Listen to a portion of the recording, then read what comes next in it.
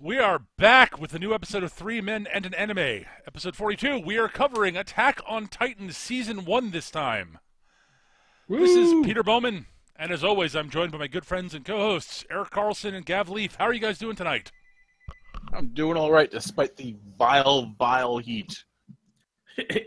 Yes, that's a global thing apparently, because I'm just like sweating for the next month apparently. Yeah. So that's fun. I see. Also, I'm so sick, I forgot we were doing this. So... Yeah, I like Erik, I am melting also. It is unpleasantly warm here. I live in a country that's built to insulate. Kill me. I say two solutions. One, we destroy the sun. If you're really concerned about the sun, we build a series of thrusters around the equator and slowly push the Earth into a Martian orbit. I don't mean orbit around Mars. That would be silly. I mean in the same orbital plane distance as Mars. You know, Erik, this would have some unfortunate effects. Yes. I see no problems with this at all. I mean, there might be some earthquakes and some like climate issues, and I mean, it would have effects on the tides. Who cares about the tides? It's not like I live on the coast or anything. I live on the coast. Yeah, Erik. Yeah. No. Although it does mean you'll get handed... Your fish delivery will get like slightly more convenient. That's true. I don't know. Fish is pretty damn easy to get here. I said slightly more convenient. I mean, I guess. I mean, we'll be underwater probably. Although it'll probably freeze given how far out we are.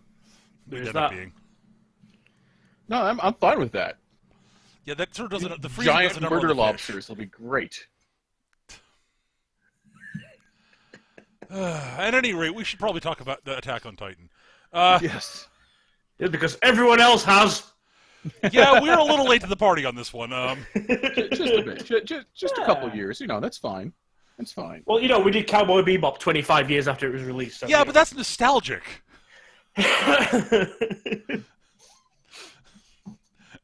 Next we'll do Astro Boy. Yeah. I heard about this great new anime called Speed Racer. Jesus, no.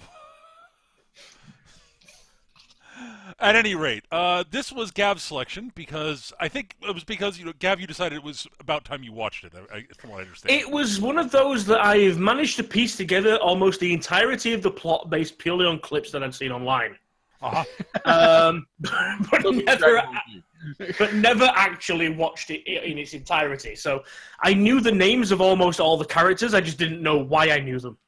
Right. Like I knew of Levi the Badass, who I will now forever dub Sonic the Hedgehog. Even that or Anakin, because you mean Captain Vance? Yeah, fucking spinning's a good move. I knew of Eren, I knew of Mikasa, I knew of the main cast.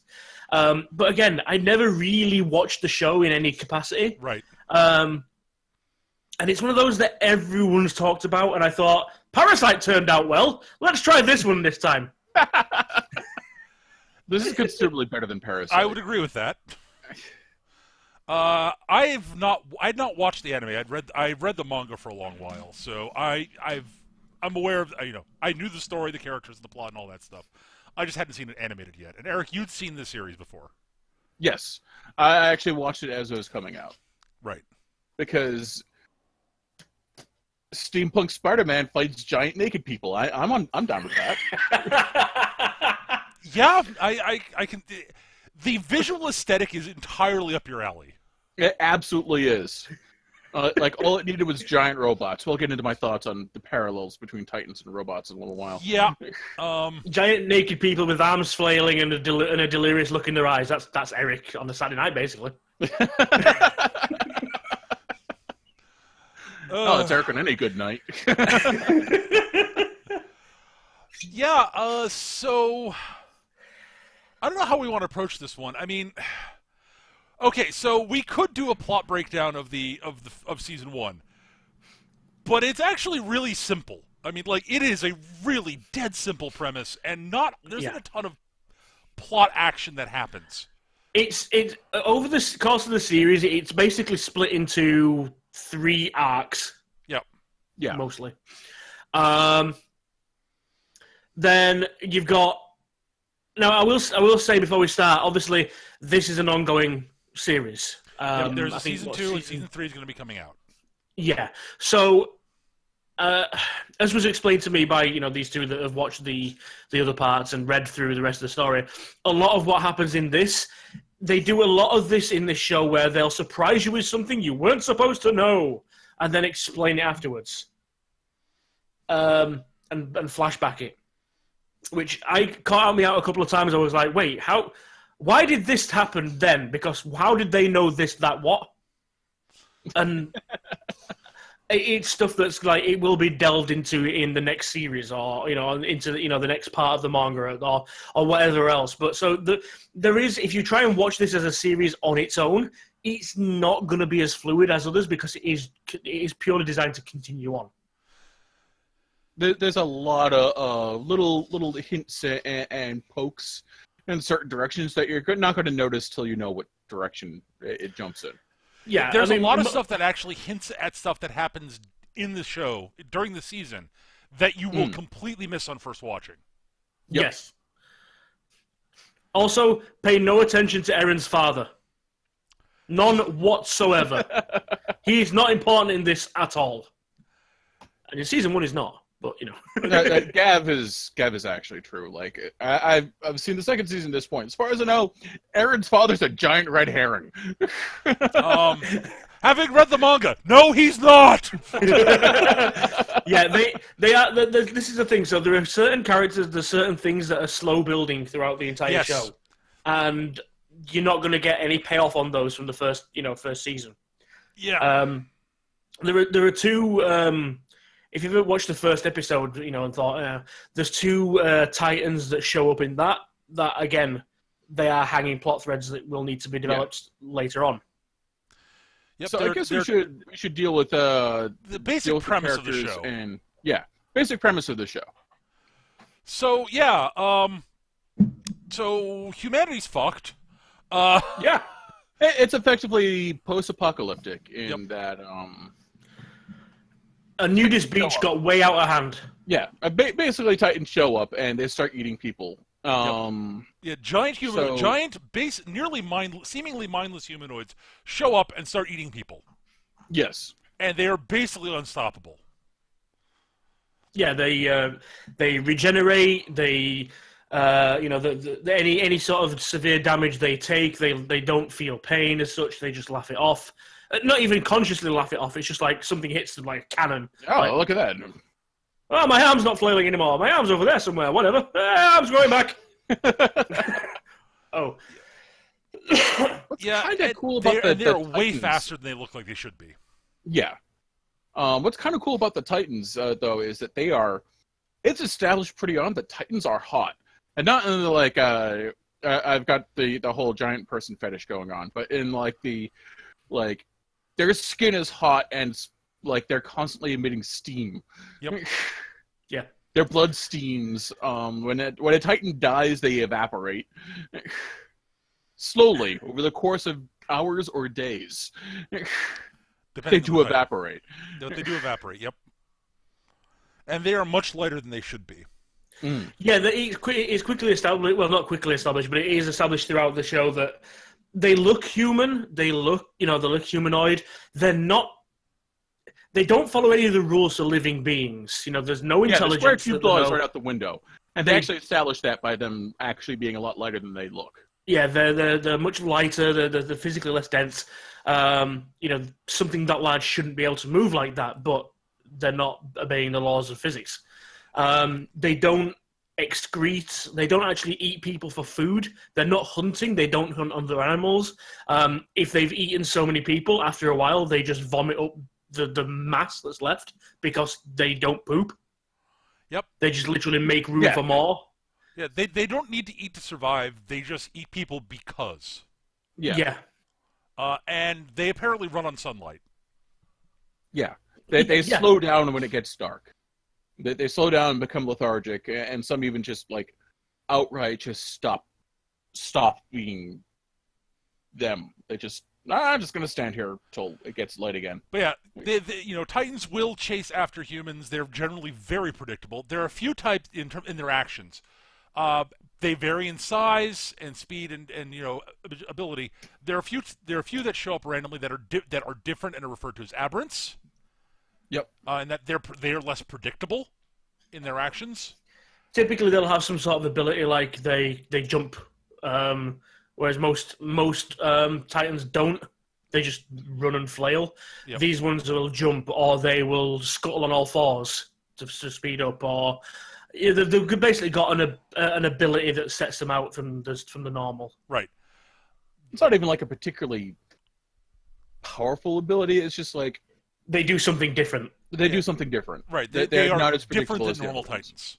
Yeah. So humanity, as far as we can tell, humanity has been driven back into this gigantic walled city. With 3 concentric walls, which are named. I forget their names. They're very romantic. It's Rose, Maria, and The Cena or something like Maria? that. Cena. Yeah, it's Cena. It's Right. Like I said, very romantic. Not John Cena. Near as I can tell, judging by the names involved and the terrain, it looks like they're in Germany or where the Holy Roman Empire was. Yeah. It's definitely European, Germanic, especially with the surrounding area being all forested and stuff like that. I'd say it's probably Northern Europe, Germany, maybe bordering on Scandinavia. Plus, there are guys with names like Gunther and Holt. Yeah. There's a Ymir, so yeah. Yeah, my gut feeling is Eric's sort of Holy Roman Empire reference makes me think Prussia, honestly. Nominally speaking, it's not actually Europe, so, Yeah, Europe is not overrun by giant filleting madmen. That's America.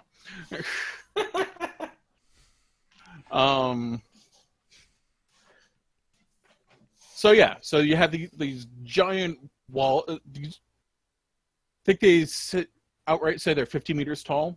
These are gigantic walls with gigantic heavy stone gates. And they cover a massive amount of territory.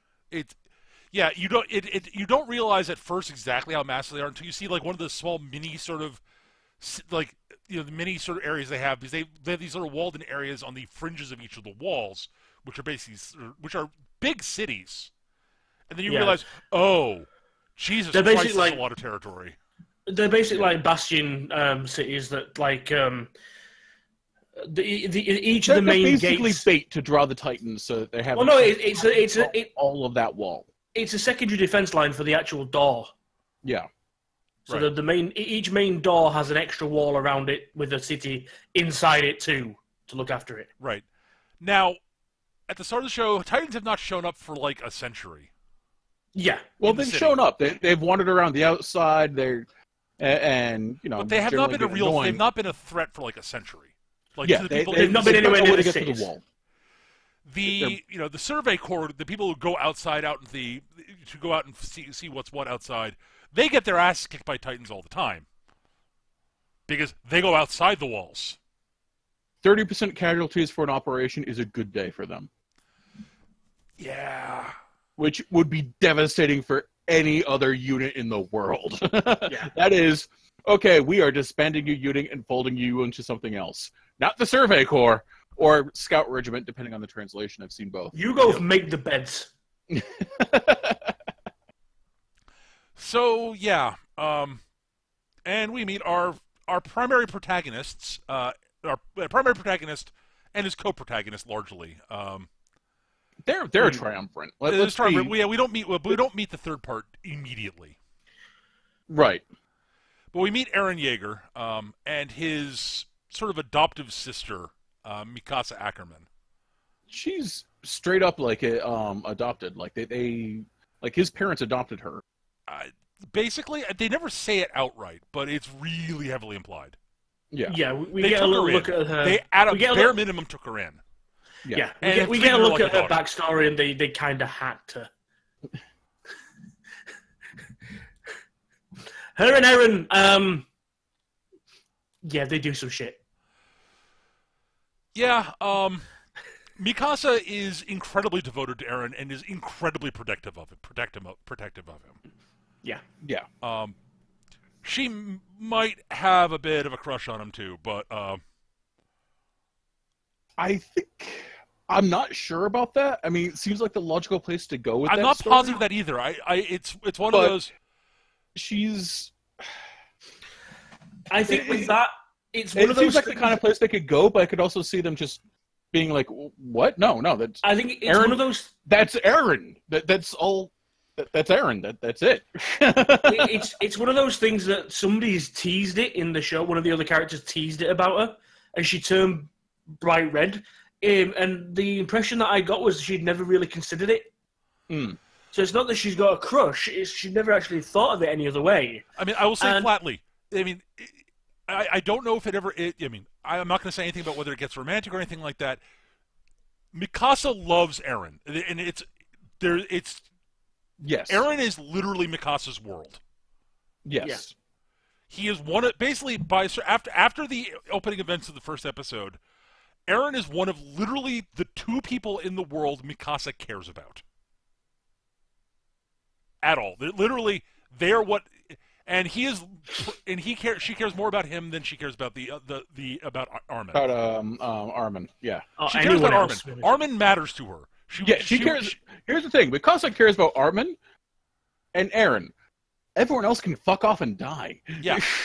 Literally, they are all that matter to her. Those two people. They are her world. They are her life. Especially Eren. Yeah.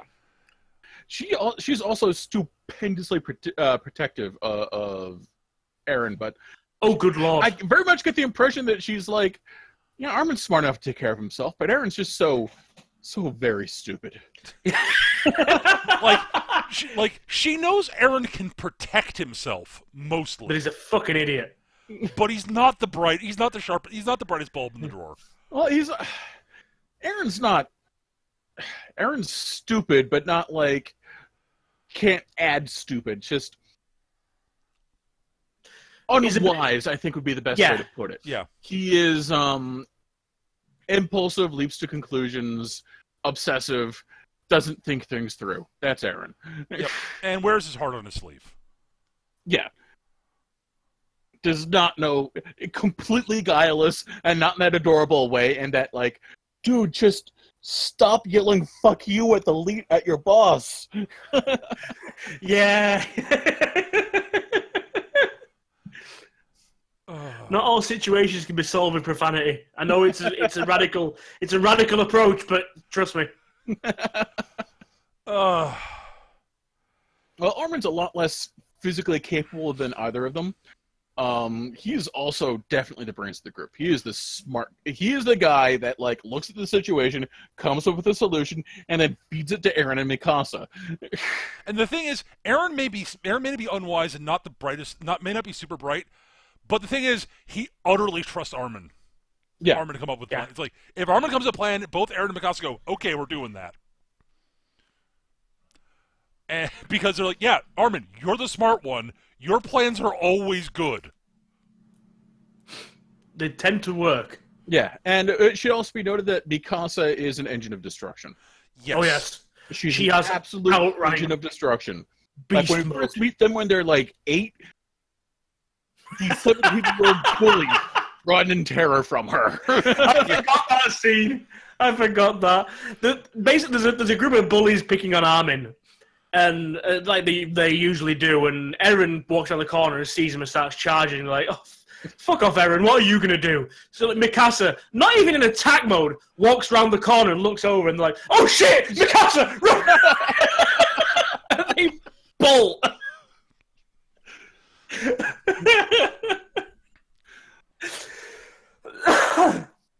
And later on, she proves exactly why they were right to do so. Right. Oh. She's an engine of destruction. Like, yep. When I say they're triumvirate, I mean it literally. Mikasa is their physicality, their body, their strength, their right hand. Armin's their brains, their wisdom, their capability of, and their ability to perceive things. He's also got the sharpest eyes in the group. And Eren is the heart. He's the one that gives them something beyond one another to live for. He's the one that drives them forward, and he's all like just wraps up all the passion for all of them. Yep. They are literally a triumvirate. They're like Spock, Bones, and Kirk. Yep. Yeah.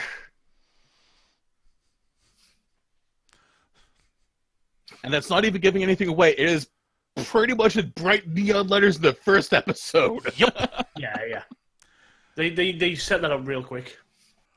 And they do a really good job with those three. Yes. They're great characters, although not my favorite. That would be Sasha the Potato Girl. Sasha is fucking amazing. I adore her. She's great. Prove me wrong. So, at any rate, the basic premise of the show at this point is we've established who these three are. Eren hates the Titans because humanity's been forced to be bottled up in the city and can't, humanity's basically, he sort of looks at it as like humanity is sort of surviving but not living. Yeah. And he's right. He describes it as being livestock. They're pinned in and just waiting for the days that they'll be harvested. And he's right. Yeah, he's not wrong at all. But the problem is he's also got this idea that he wants to go out there and join the Survey Corps and be an adventurer. Kill all the fucking Titans. Kill all the Titans and all the rest of it. Except he's never really seen a Titan. He doesn't actually know what he's getting himself into. But, he's the kid that, stands at the back of the parade when the Survey Corps come back and see them, missing limbs or just limbs. There's actually a scene where, there's a mother waiting for a child to come back, and the captain of the Survey Corps hands her a bandaged up cloth, and it's just an arm. Yeah. And it's that's all that was left. That's all we could cover. I'm so sorry. And all the adults around are just like, hey, Jesus, Apart from the merchants and the cynics that are like, well, that was a waste of tax money. Yeah. And those are the people piss Eren off. Yes. Yeah. Eren's there, starry-eyed. He doesn't see the carnage. We should actually establish the three branches of the military also. Oh, there is that, yeah. We will in a second. But he sees it, but he doesn't. It's not so much that he thinks they're grand adventurers; it's that they're grand adventurers in the face of that. Yeah, he looks at it and sees not like a futile waste of human life or resources. He sees the grand and heroic sacrifice they're making and wants to be a part of it. Which his mother wants him to have no part of, and therefore Mikasa's like, yeah, no. And Mikasa's like, that is the dumbest thing I've ever heard. What the hell is wrong with you, Eren? I'm so telling Mom on you again. Yeah, the vast majority. I mean, Eren takes an issue with one of the local guards. Again, getting to the three forms. There's the Survey Corps. There's the Wall Corps. They're basically the ones that guard the garrisons. The garrison. Yep. Who guard the walls and do all the the menial stuff.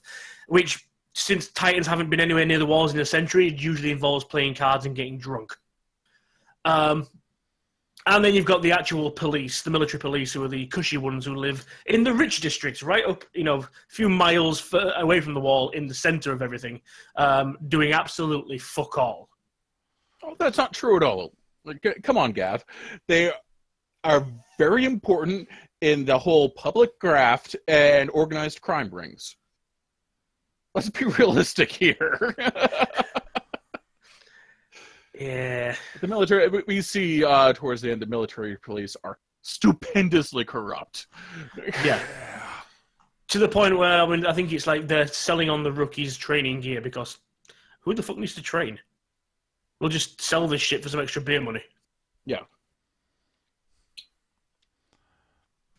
For money for beer and hookers, let's be real. Yeah. Oh yeah, they do. They mentioned that actually. Yep. But yeah, but the important bit is, at this point, there's a big noise outside the walls, and suddenly there is a Titan's head poking over the wall. Hi. It's such a surreal scene. It's literally just that. It just turns around, there's just this huge, obviously far larger than any other Titan that's been mentioned so far, just peeking over the top. Like Kilroy is here. It should be mentioned that this particular Titan doesn't have skin. Skin is for Yes. for you. It's this gigantic 60-meter tall flayed man. And it's just like pokes over the wall, goes, "Hey guys, what's going on?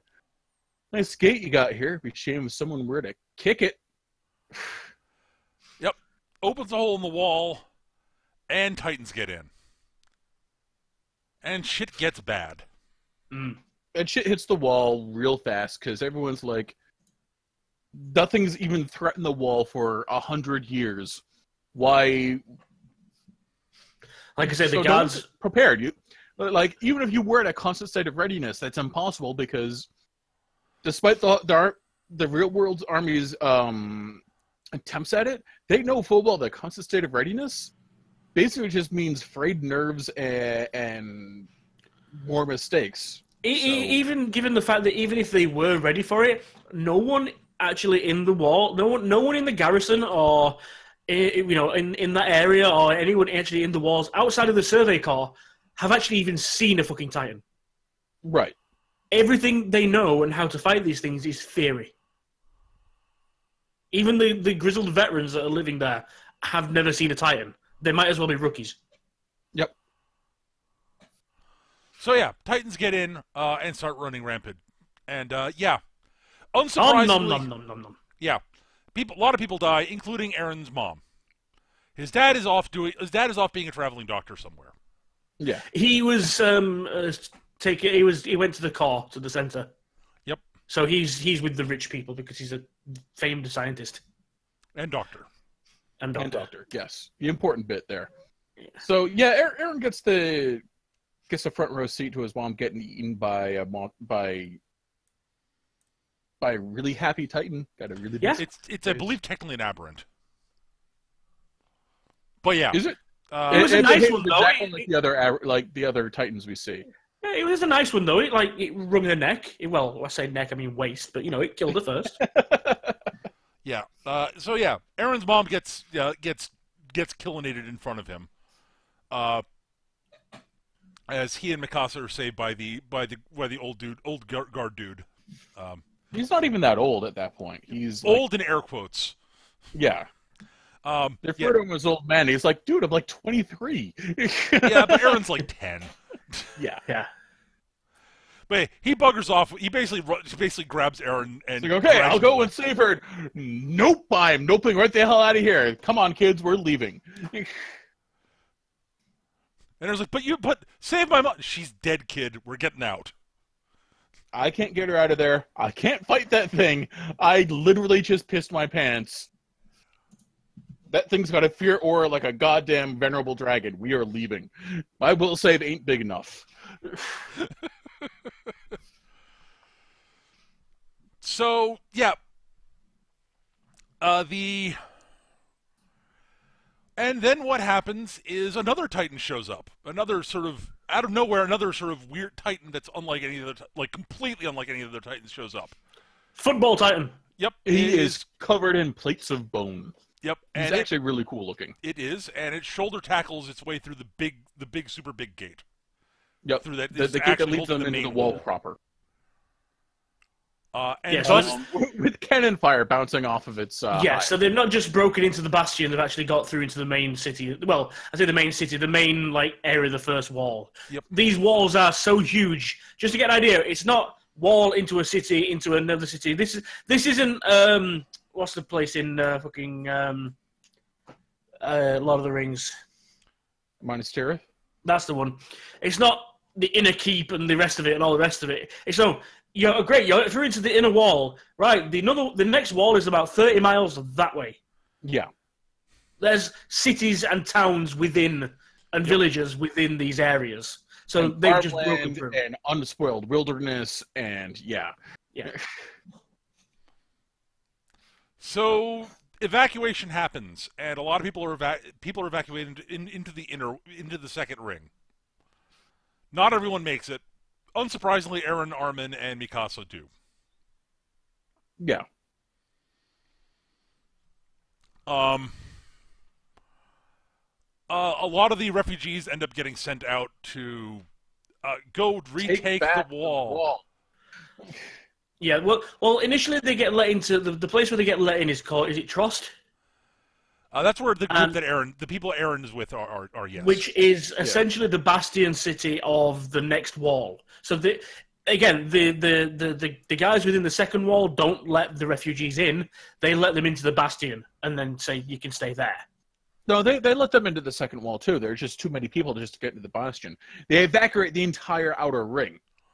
Well, as many as they can. I mean, a lot of people died. Yeah. Like they're like they come out and say like, yeah, the Wall Maria is the second one. Maria's the second wall, yeah. Wall Maria can't actually support all of these people. There's not enough farmland. Everyone is running on rations right now. You're lucky if you get a loaf of bread.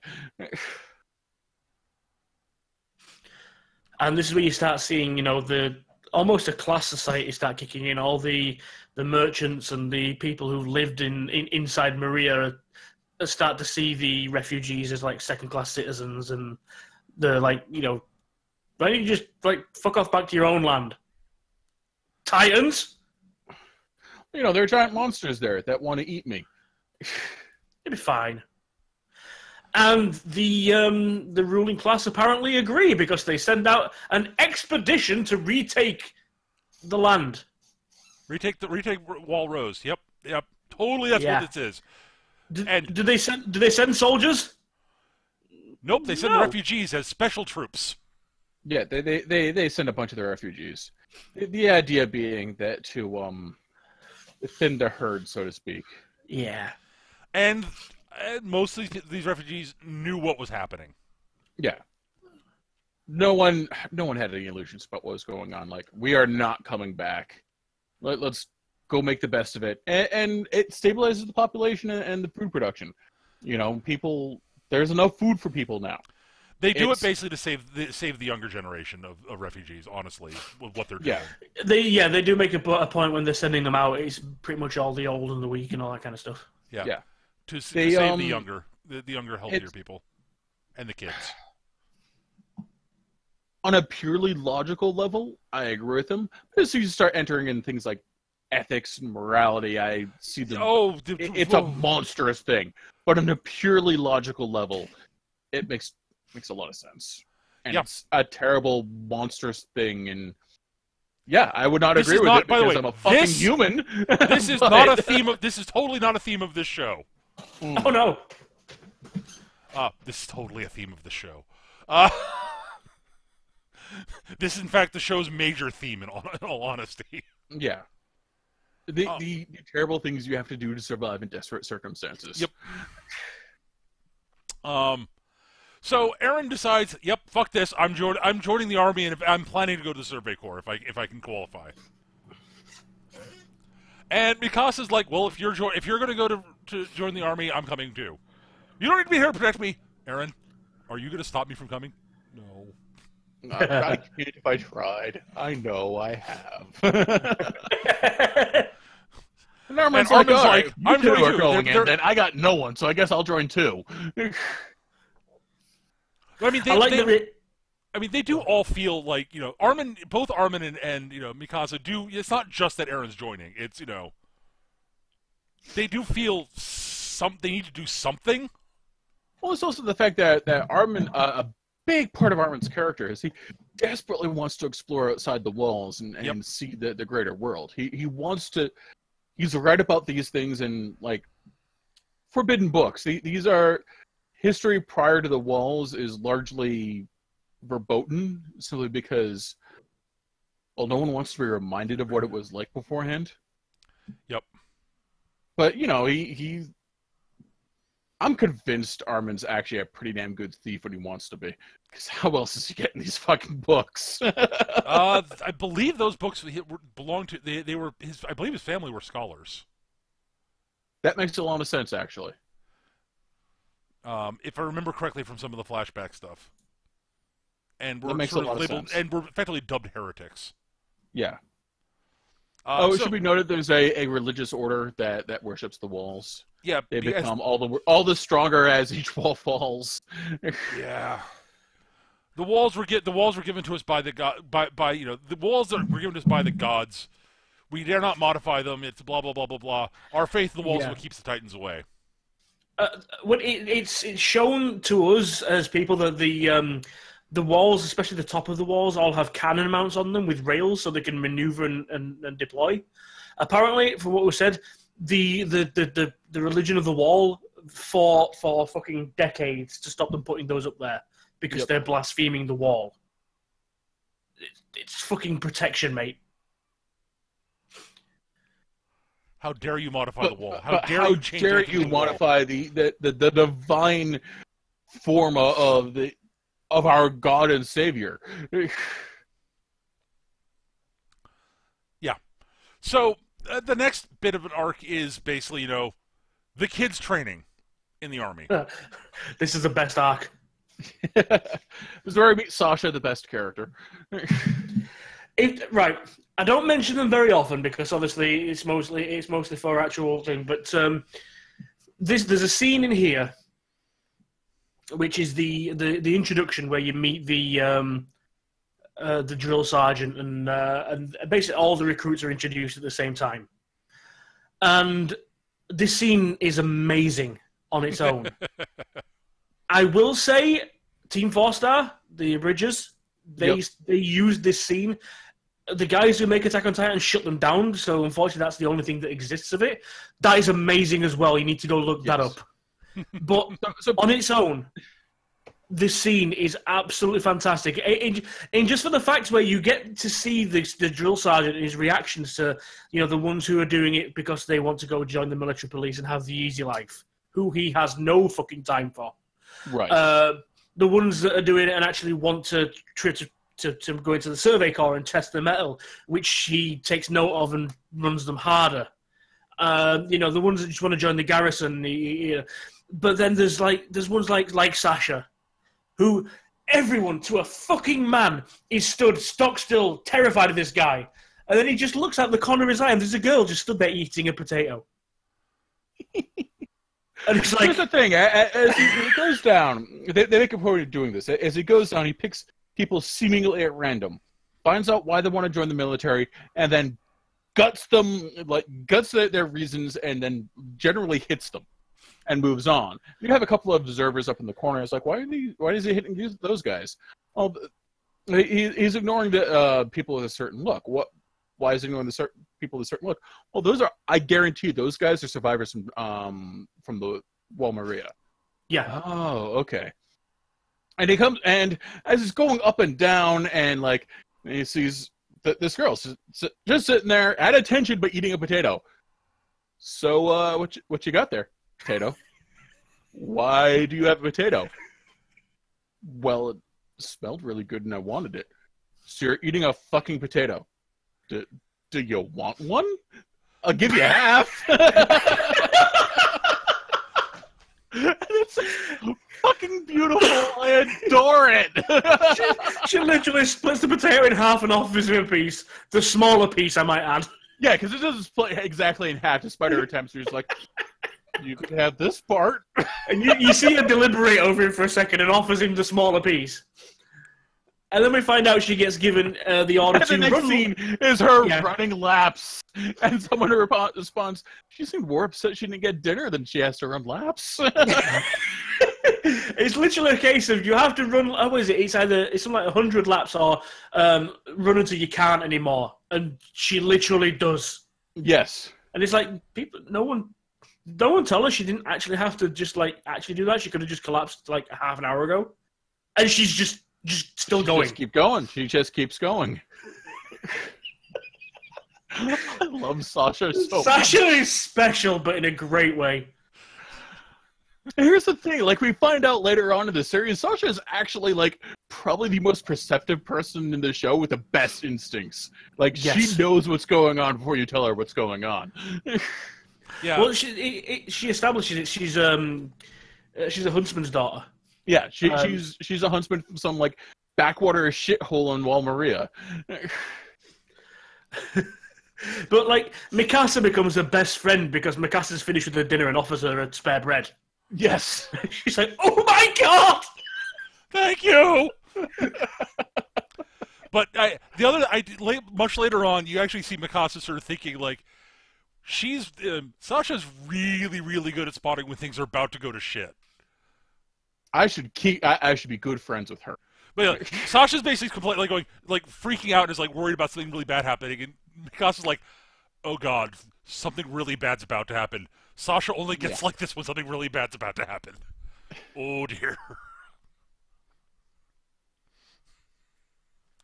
I would see a bunch of other characters. Bernard and Holt.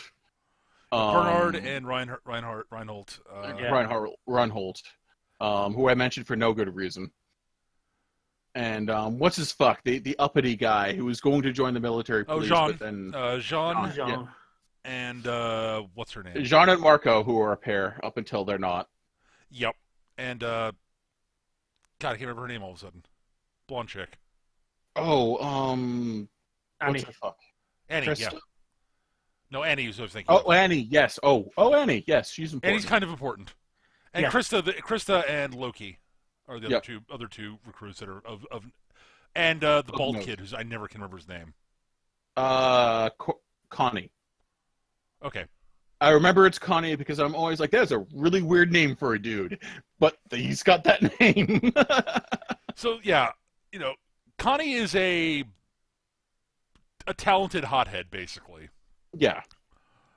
Jean joined the military, signed up to get into the military police because he's like, yep, I want the easy life. This is the way to get it. Bernard and Reinhold joined up because they didn't find out about Wal Maria hearing until the Titans are on their door. Uh-huh. Or not Wal Maria hearing, Wal Maria falling. Right. Until the Titans are on their door. Literally, in Reinhold's case, as the story goes. Yeah. Annie's just, what we know about Annie's kind of a bitch. She really doesn't care about anyone. She doesn't really give much of a fuck. She's just there to join the military police and basically say, fuck all you. She's also really scary in close combat. She's a trained martial artist. Well, we get the idea from a couple of her flashback scenes that basically her father was a bit of a recluse and kept her mostly as a recluse as well. Trained her himself, they lived alone, didn't really do much of anything in regards to other people. I wouldn't say kept themselves completely isolated as such, but they kept it to themselves mostly. And they don't really have much care for other people. There's a great bit where Aaron and Bernard, I think it's Bernard, or is it Reinhold? It's I always Reinhold. get those things. I think you're mixing them. It's Rainer and Berthold. Rainer. Sorry, that's right. Rainer. And Yeah, Berthold. it's Rainer and Aaron are training in close combat. And Aaron keeps on getting his ass kicked. It's like, why are we even learning this shit? I mean, we're not going to be, doing takedowns on Titans. Not like this.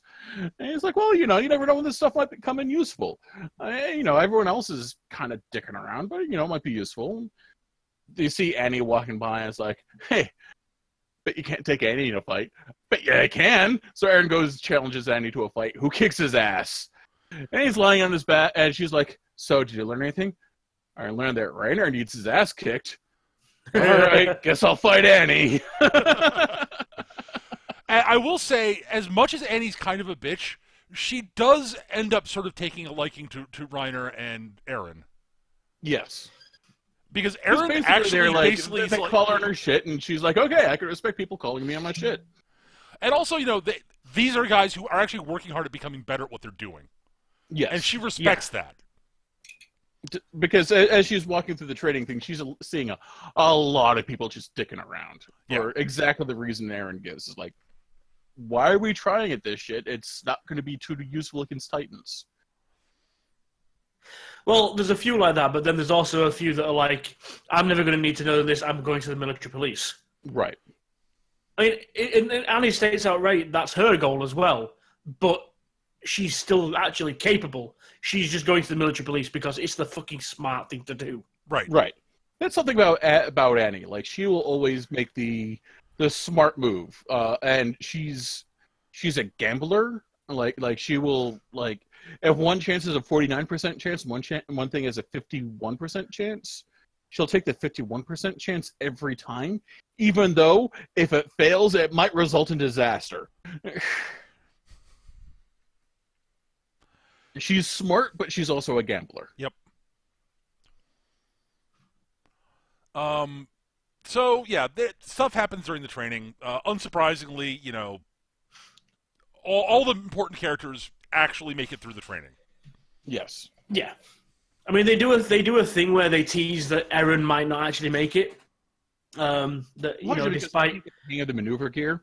Yeah, despite his despite his drive and desire to do it, they tease that it's going to be a case of that he's not actually going to be physically able to do it. We haven't mentioned the maneuver gear. And this is what I was coming to. So yeah, basically the whole trick, the steampunk Spider-Man, as Erik called it, is basically everyone is trained on this this harness, basically, that fires a combination of harpoons and steam jets to propel themselves around. You know, God knows how people don't break their back from the fucking forces they're pulling, but sure, anime. And yeah, the basic test they tried to get Eren to do, or they get everyone to do, is we're going to raise you up on the harness. We're going to just leave you hanging from 2 connected cables, and all you've got to do is stay upright. And Eren just keeps knocking himself out because he immediately tips over and hits the floor.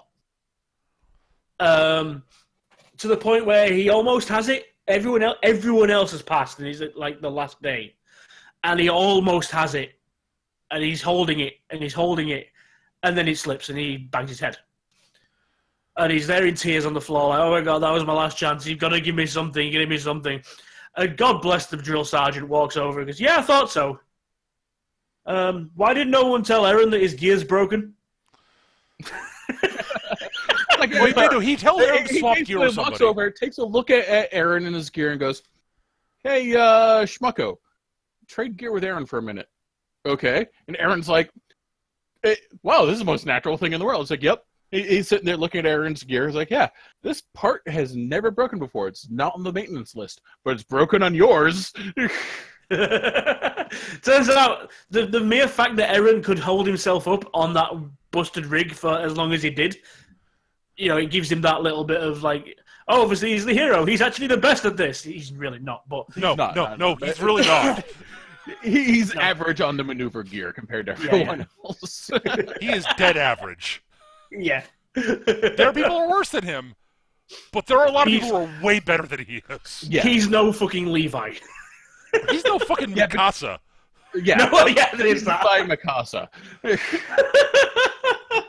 I also want to mention the other part of the maneuver gear, which are the swords that are apart. I really like the design of the swords. Mm-hmm. Well, they're control handles for everything at the same time, as well as primary weapons. They're primary weapons, but what I like about them is that they're specially forged blades, because Titan skins are really tough, so you need a high tensile steel to get through them. But they're also built like utility knives. They're meant to break away when a part gets dull. Yeah, they're segmented. Yeah, you're not going to get more than a few cuts out of a blade before it goes bad, even with these specially forged blades. So as soon as the resistance gets too strong, the blades snap off, and you have the rest of the blade. And then you pop off those blades, and they don't work anymore, and you've got like 4 or 5 others built into the gear that you can plug your handles into and pull out more. I really like the design. I really like this is really hard, so we're building around it. Yeah, no, that was clever. Yeah, and Titans have a weak spot on the back of their neck that apparently if you cut deep enough there, you kill the Titan. Yeah, you have to cut a V section across a 1 meter by half meter section, I think is what they say. It's right across the back of the nape of the neck, basically, just into the spine. You get that, and it kills the Titan. Nothing else kills a Titan. Removing the head, but not touching that spot, will not kill a Titan. It'll just grow a new head. We actually see that happen. A Titan catches a full-on grape shot from a cannon and removes its head. And it flops over, gets back up with steam, and eventually out of the cloud of steam emerges a new head. Yeah. So, yeah. So Titans are tough. Yeah, Titans are tough. So they go out and they're sort of now they're trainees. They're part of they're sort of doing sort of trainee work with the garrison. Yeah. They're like, yeah, it's gonna be awesome. We graduate in a little while and we get to choose our things. What are you guys choosing? Now I'm going with the military police. I'm joining the garrison. Survey Corps all the way. Woo! Sasha's like, so I totally stole like a whole fuck ton of meat from the bosses. Why would you do that? Because I was hungry and I'm sharing with you because you're my friends. Sasha, you're insane, but we love you. We will also partake of your meat. Well, a couple of them are like, dude, if we get caught with this, yeah, but if we eat it all, we won't get caught with it.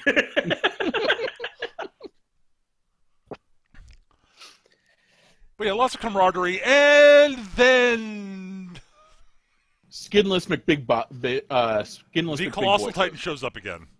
Yeah, just looking at them. Hi. Did I leave my keys here? Repeat what happened the first time. Yeah, pretty much. It's actually a great bit with like beautifully animated bit with like Aaron immediately going "fuck you," like jumping to fight the Titan. Yeah, this dodging is like a gigantic sweeping arm. He's like, "Ha! You missed me." Oh, those were all the cannons. Well done. Guess I'll just have to fucking kill ya. I'm coming into. Where the fuck did you go? Oh, and you already knocked a hole in the wall. Fuck. Yeah.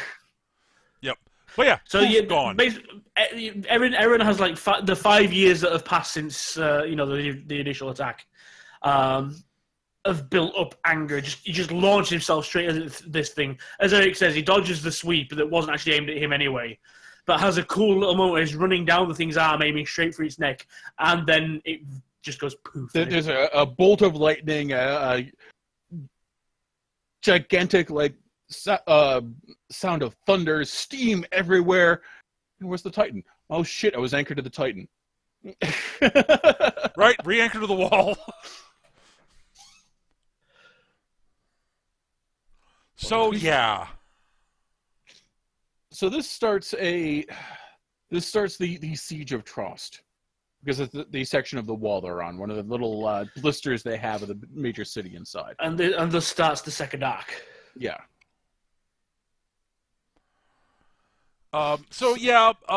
Trainees and garrison fighting against the Titans, trying to evacuate people. Stuff happens. A lot of people die. A lot of people die. It is a fucking shit show. Arguably worse than the first one. Oh, because we have time to get attached to these characters. Trainees at these guys. It isn't just they're trying to fend off the Titans instead of just straight up evacuation. They're throwing trainees at them, and it's doesn't go as well as you'd like. Show. Yeah. Mikasa shows she's got shall we say, some talent for this. Yeah, but this is where we learned that Mikasa's not just an engine of destruction as a little kid, but a goddamn wrecking ball as a freaking soldier. Yeah. I mean, she's assigned to the evacuation parties at first. Yeah. And great when she comes to one of the gates in the wall, and there's this giant cart laden with shit. And there's this giant crowd around there, and there's some merchant like screaming at them and yelling at people to hold back. I need to get my stuff through, and he's got some thugs basically running crowd control for him. Kasa's walking by. He's like, "Why aren't these people through?" Well, because I need to get my shit through. Why don't you back up the cart? Fuck you! Who do you think you are? Someone with a sword.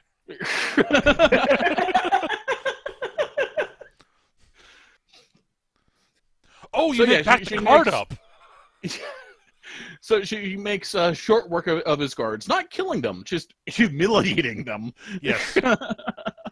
Oh, you meant back the cart up. Straight up, like, I need to evacuate all these people. You are literally in my way. The most expedient solution here is to kill you. I'll back my cart up. Good. That's the right decision. I do like the little bit they have where like the thugs try to like almost bear down on Mikasa. It's like, oh, you think she's scared at you because you're big. That's a Trained door. to That she's is trained to fight titans.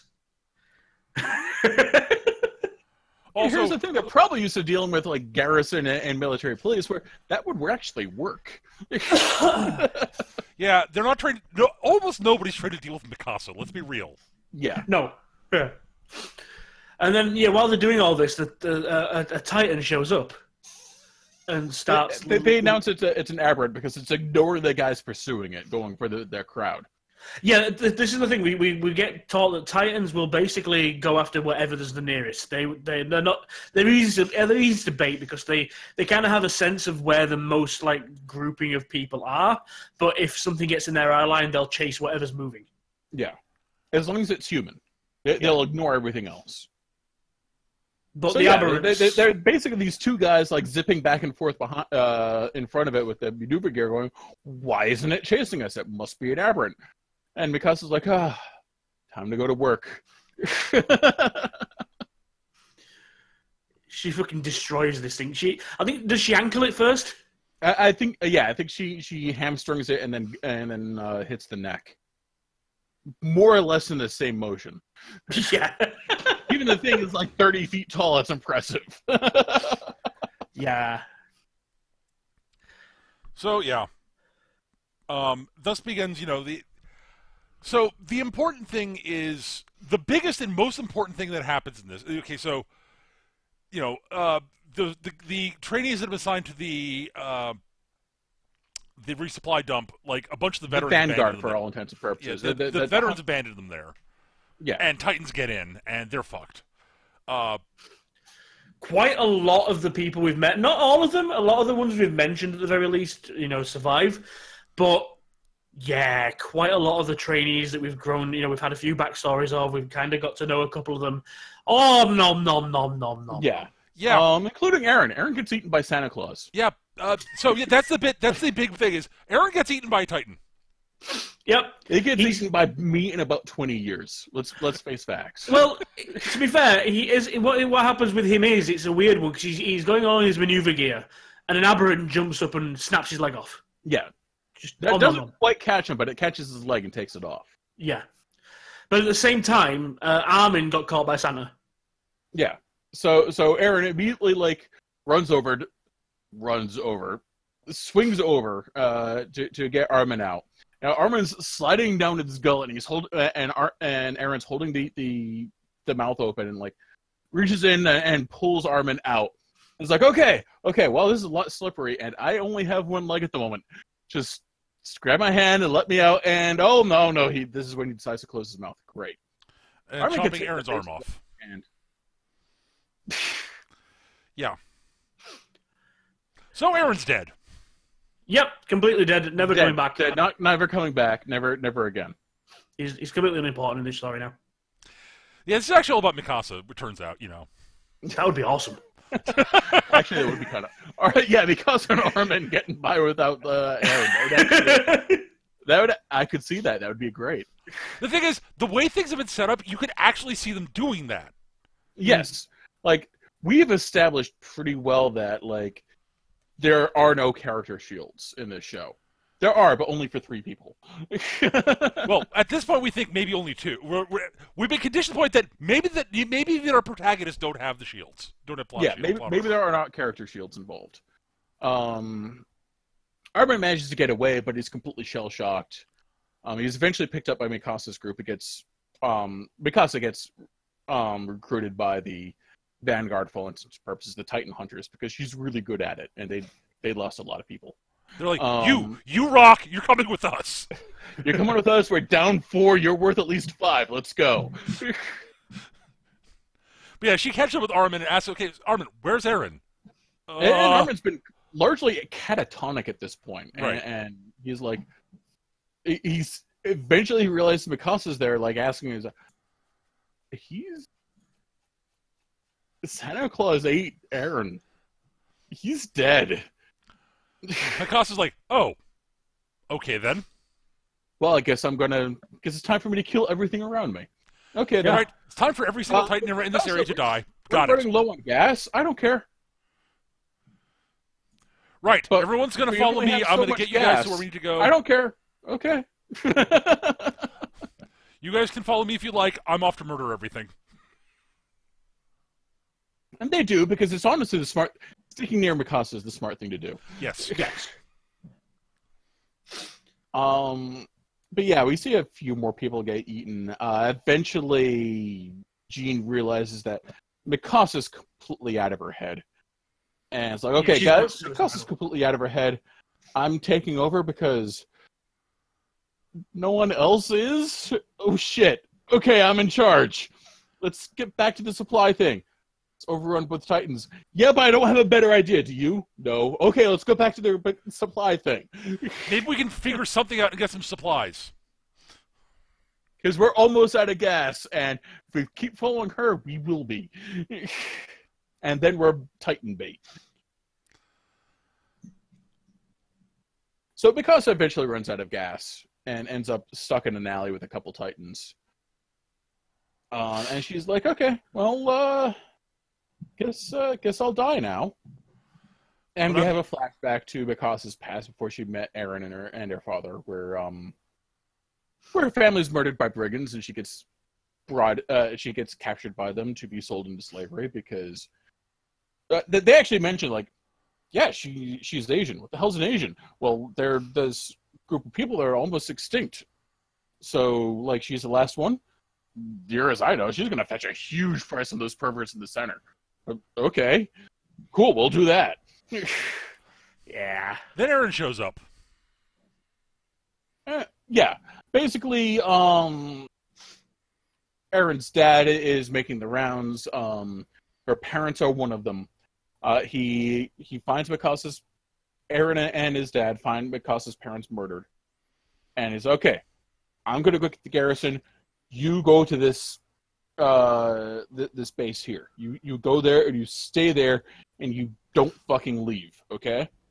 Gotcha, Dad. I'll go do that. I'm going to go get the police.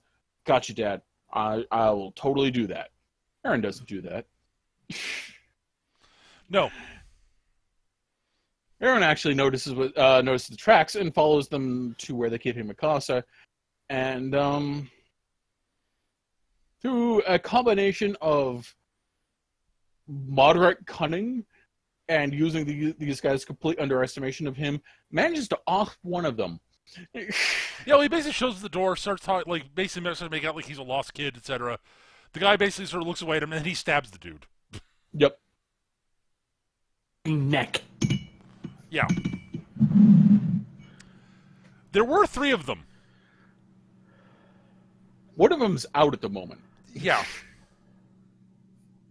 So Eren basically offs one. The other dude starts comes in, cuts Mikasa free, and basically Okay, we're gonna leave, and we're totally. Oh shit, there are more of them, huh?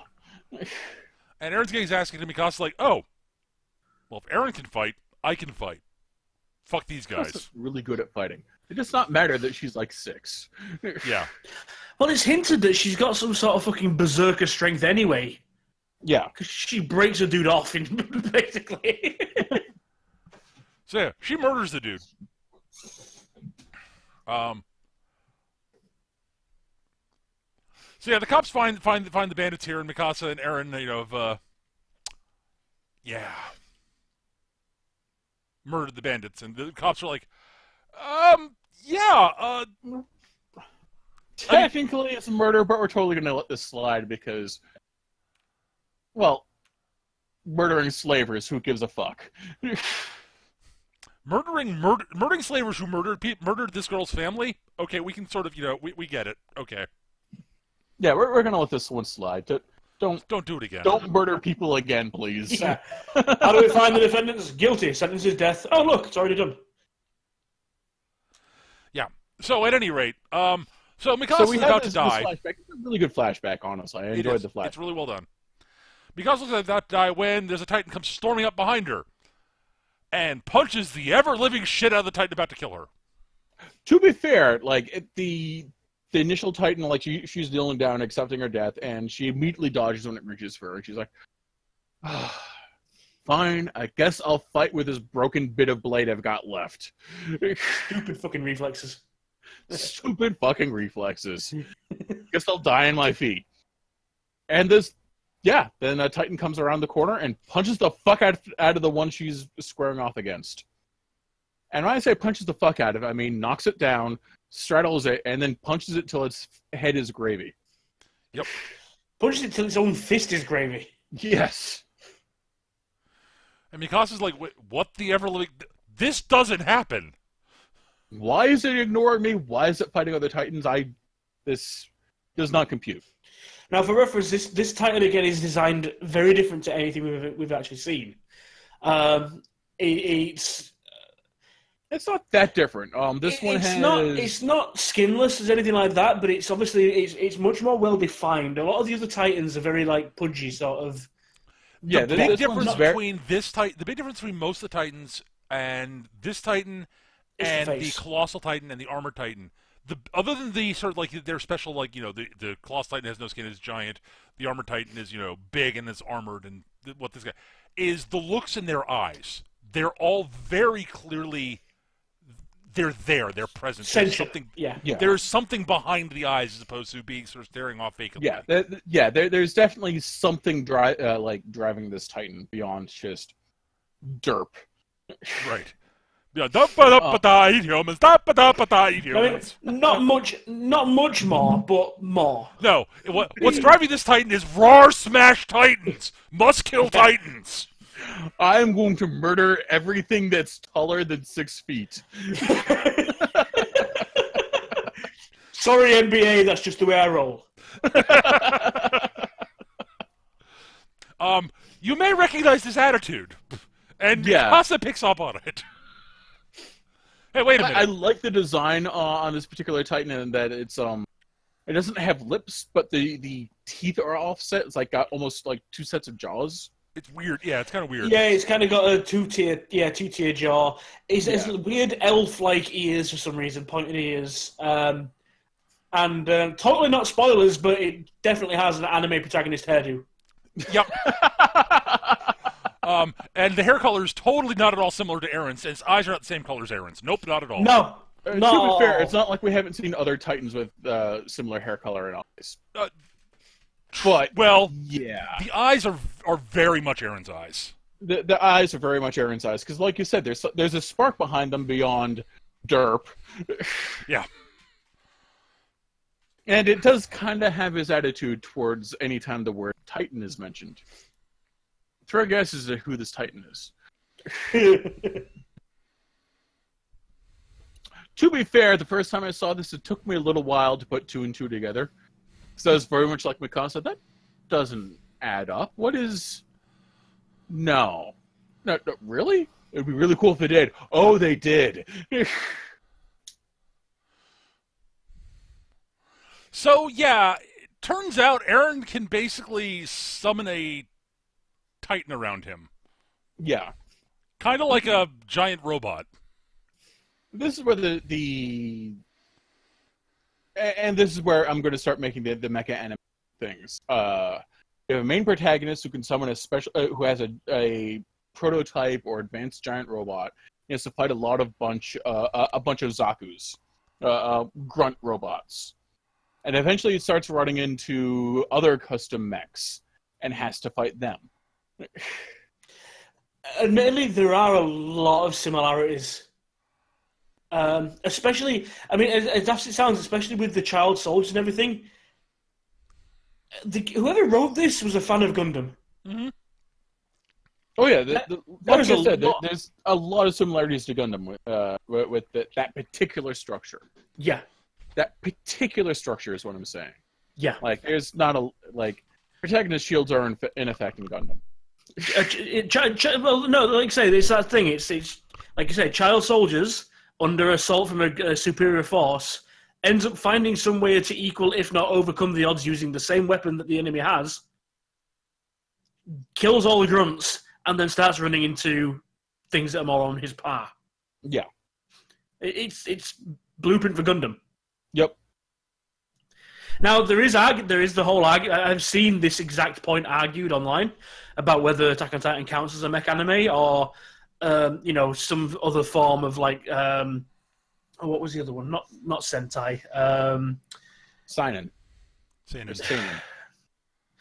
Was it the things like almost like Ultraman? One guy grows into a bigger being to fight other things. I can't remember the term for that off the top of my head. Yeah, I never knew the term. There is one, and I used to know it. Yeah. But yeah, like I say, I've seen that debate, and if that's a mech anime, then X is a mech anime, then X is a mech anime. So yeah, you're right. It's one of those. It's a stealth take on the mech anime, I think. Oh, yeah, largely, and I kind of dig that, honestly. That reading of it. It's not an entirely valid. It's not 100% valid. Like, this is clearly what they're doing, kind of reading. Mm-hmm. But I dig that reading. That interpretation of things. So anyway, eventually, they use the Eren Titan. They're not aware it's the Eren Titan to clear away the supply depot, so they can get supplies and then get up on top of the fucking wall. And in the process, the Eren Titan basically gets its ass kicked, and eventually Mikasa's like, "There's something about that Titan. There's something about that. Holy shit, that's Eren inside its neck. I'm gonna go get Eren." Yeah, it turns out that the other Titans still identify the giant Titan as this Titan, as human, because it's basically grown of him. So literally, they also eventually, when they realize what's going on, they turn and start attacking him, because in that form, he is now the largest concentration of human meat. And they get a scene where they've pinned him down and they start eating the body, him alive. Like cannibalism? We've never seen that before. What the hell is going on?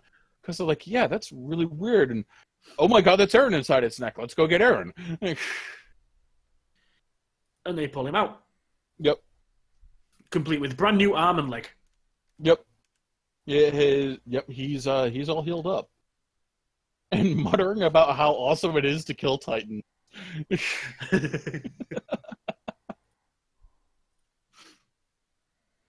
There's a bit where they basically like want to kill Eren because he's a Titan and clearly an enemy of humanity, blah blah blah, and Eren's like, no, I'm not.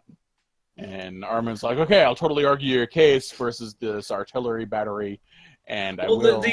To be fair, the guy that's in charge of that whole situation is your typical, again, up until this point, no one's really seen a Titan. This guy was in command because he'd been there the longest. He'd completely given up to his own fears. He had he didn't want anything to do with this. Just like Titan. A good job of animating him. Like, you could see the panicked, haunted look in his eyes at the very concept of what he's stuck with. He's also the same guy that abandoned the supply depot. Yeah. He's complete and utter coward. Yeah. He's completely lost his shit. He is shell-shocked. He's panicking. He has no idea how to handle the situation. I should not be in charge, but somehow I am. Oh, my God. Why? Why am I in charge? Help. Now, at this point, we get introduced to one of at least my favorite of the military commanders. Pixis? Pixis, that's him. Captain Picard. Yeah, he's basically Picard with a magnificent mustache.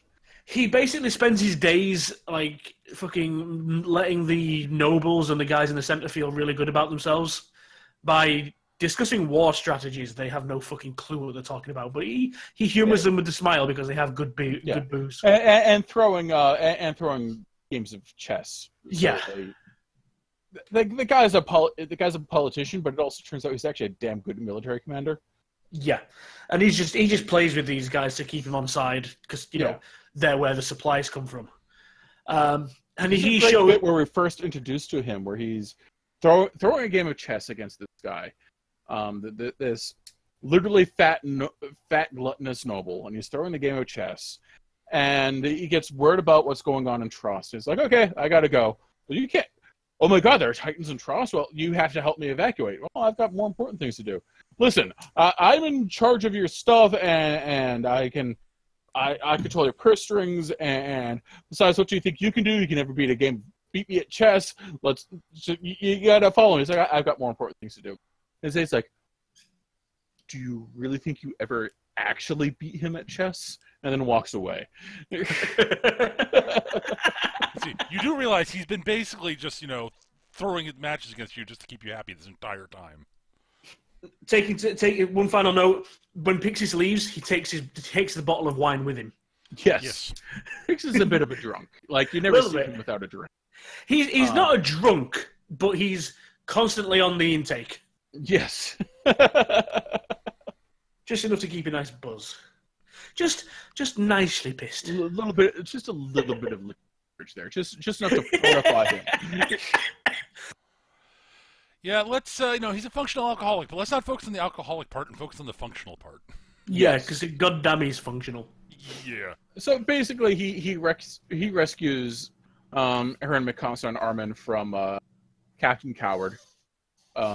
It's not fair to call him a coward. He basically got thrown in this. Panic.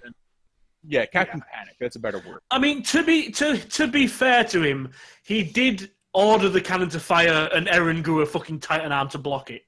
Yes, I'd kind of be weirded out if I saw that myself. Yeah. To be fair, and right after I got done throwing up the horns and reciting the first Iron Maiden lyrics that came into my head. Because I got to say, that was fucking metal. Oh, yeah. Giant fucking skeletal, arm with barely enough muscle and one eye just to block a cannon shot. It is the sort of shit that Iron Maiden would have loved for the stage show. Yeah, that's like, hey, Eddie, how's it going? Yeah, literally summons Eddie. Oh, the only thing he's not doing is flipping off the commander. That's true. So Pixie shows up, saves them from that, and goes, so here you can turn into a Titan. Yeah, apparently I can. So you think you can lift that giant rock over there? Why would I lift that giant rock? Because it's about the same size as the gate, and you can stuff it in the gate that would stop the Titans. That's a pretty good idea. It is a pretty good idea. Think you can do it? Maybe? I need to say yes, otherwise I'm going to have to execute. Yes! Basically, he doesn't. It's more a case of, do you think you can do it? I have no idea. But I'm gonna. But I'm willing to try. But if we want to not lose the next wall, I gotta. So yeah, sure, let's go. Yeah, I can do it. I can do it simply because I have to. I have no idea if I can, but I have to.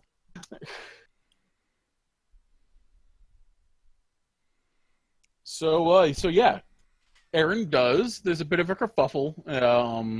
Eren's not entirely in charge of himself. They use it to establish ground rules of Eren's level of control at this stage. Generally he can't transform unless he's got a solid, one note goal that the Titan mind can understand. Right. If he tries to transform, which to do so, basically any form of self-injury will do it. If he draws his own blood, so he generally does it by biting his hand. Yeah, fucking hard and deep. But yeah, if sometimes he'll do that and he'll bite the hand and nothing will happen, because he's overcomplicating the instructions that he's trying to give, or it's not actually, the goal that he's been trying to assign is not actually in his heart. He doesn't actually want to do what he's being told to do.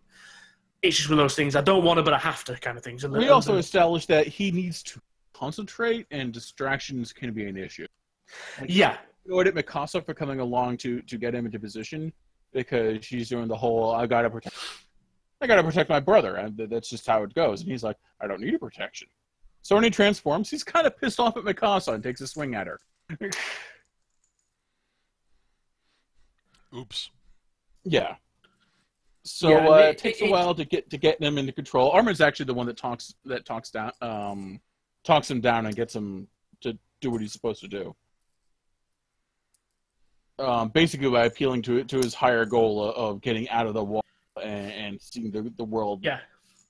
Seeing the greater world. Also stabbing through the back of the Titan's neck and jabbing him in the arm. Yeah, it's like, dude, stop fucking around. Got a fucking job to do.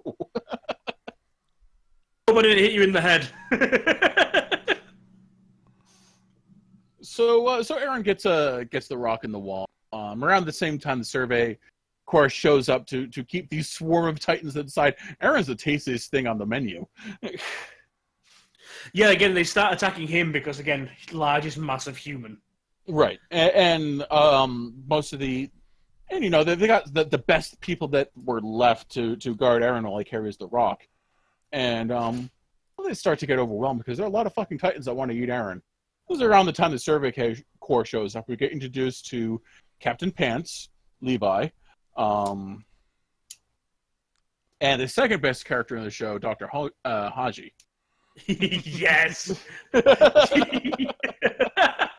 She's a fucking maniac for all different reasons.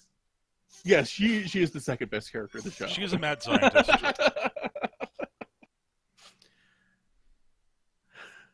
She's the mad scientist that's just about smart enough to not get killed by her creations. Yes. Like, she has this weird empathy with the Titans. Like, not like the Titans recognize it all, but she kind of feels for them. She actually explains this, like, yeah, I was just like Aaron when I first joined up. I wanted to murder all the Titans. But eventually, I came to a conclusion.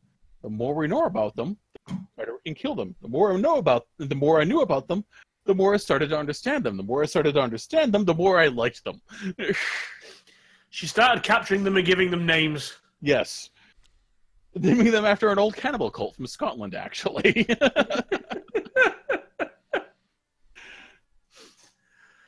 Oh dear.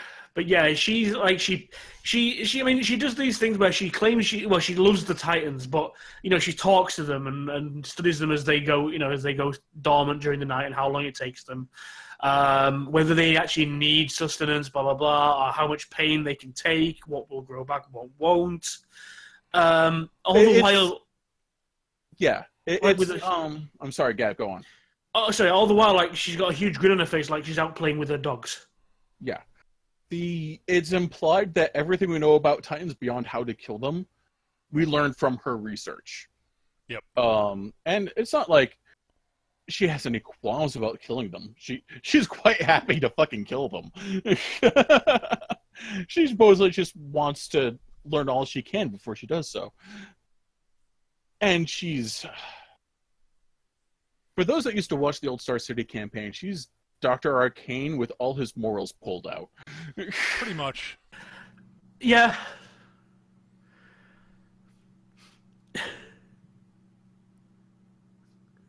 So yeah, Dr. Haji is awesome. I love her. She's the second best character after Sasha.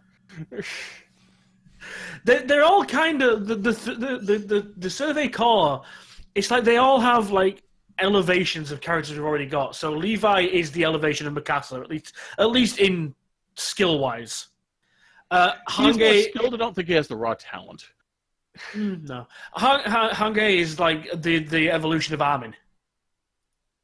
At least that's how I saw involved. It. She's wonderfully cracked. I love her.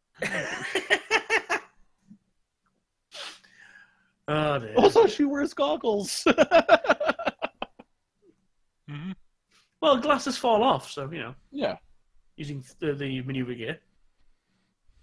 And there's also the captain of the Survey Corps, the commander, Erwin. Erwin, yeah. Erwin, yep. Yes, Erwin. Who, at least in season 1, we don't actually see him do anything other than give orders. But it's clear. The right orders. Like his plan is always the correct plan to follow. Yes. Like he is really good at coming up with the correct, finding the correct course of action, and coming with cunning plans. He's very good. Now that you mention it, he's more like Armin than Hange was. Yeah. But yeah. This is the thing. We don't see him actually do anything at any given time this season. But yeah, like I say, he's the one.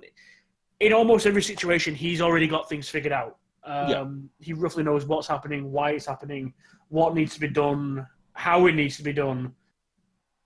Even if everyone else around doesn't understand or know, as long as I give them this information, it will go according to plan. Right. Yeah.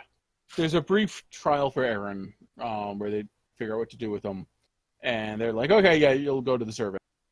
It should be noted that all of his droogs from their graduating class, like everyone that matters goes to the survey corps because duh. Except for Annie. Annie decides, like everyone else is swung by like what happened at Trost and Eren's passion, Mikasa's skill, and Armin's brains for wanting to join and she's just like, nah, I'm sticking to the plan. I'm going to the military police. Fuck all y'all. Well, I hope you have fun, Annie. Doesn't matter if I have fun. I'm sticking to the plan. Okay. Bye. Later. It should be noted that only the top 10 of any class get to join the police. Yep. Oh, yep. Yeah, they have a scene where it's like it's all of them. Well, Eren's already living with them because it was a case of like everyone in the center and the king. Well, not the king, but the king was the judge. But everyone in the center, the merchants, the fucking religious cult wanted him executed because he dared to damage the wall when he plugged it up. Not that it was already fucking broken through, but no, because he's desecrated the wall with that unsightly boulder. He turns into a titan, which is everyone else is like, no, he desecrated the wall. So that's your only concern? Yeah, that's the only concern. He turns into a titan, right? But he damaged the wall. But Erwin and Levi managed to get him to get them to convince them to put him into their care, and they'll look after him and they'll keep an eye on it. Because Levi's like, okay, if anything happens, I can kill him. Yeah. Of course I can kill him. I'm Levi. Come on, guys. Yeah. You don't believe me? Watch this. I beat the fuck out of him while he's chained to this post. And he does. It just beats the absolute shit out of him. Part of it is because Eren starts to lose his shit and starts yelling at people. And Levi's just like, okay, he's totally gonna. Yeah, I was gonna say it was about 10 seconds away from biting his hand. Yeah. Well, Eren's gonna fuck the pooch on this one and totally get himself killed. So I guess I'll just kick his ass. That seems like a good plan. But all my problems are solved by me kicking someone's ass. So I'll kick Eren's ass.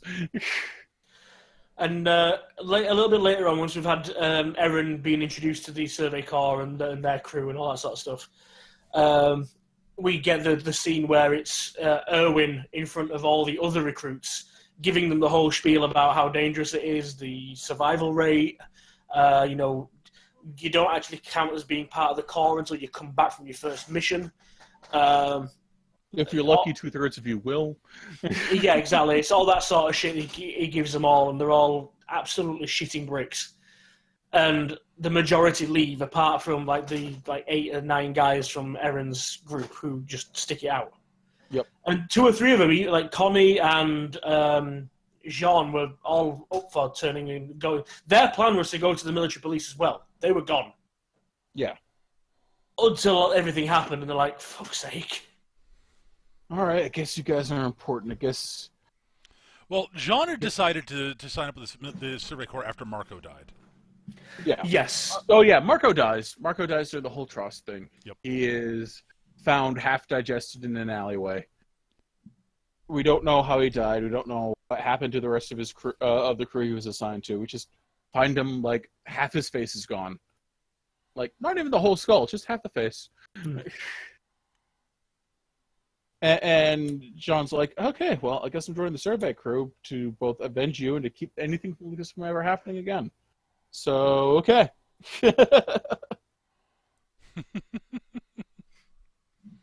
Also, he's basically inspired by what Eren can do and decides to bet on Eren, basically. And then he's like, nope, I'm joining the military police. Fuck all y'all.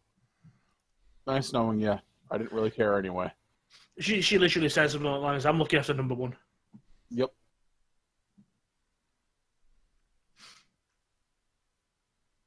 So, everyone important joins the Survey Corps. Survey Corps goes, okay, so we're going to go and try to reclaim Wall Maria. We need to get to I can't remember the name of the blister that Eren is originally from. Yeah, well, that's the thing. The whole expedition sets out on the basis that they told the Corps and everything else that They were pretty sure that Eren's father was onto some research around the Titans, which may have something to do with what Eren can do. Eren's dad still hasn't shown up at this point, by the way. Yeah. But they're like, okay, we think it's something to do with that. Eren has this key for that basement. We're going to go there and find out what the fuck's going on. But because of the damage done at Trost, we're going to have to go out the other side around the outer edge and circle around. This is going to take a long-ass fucking time.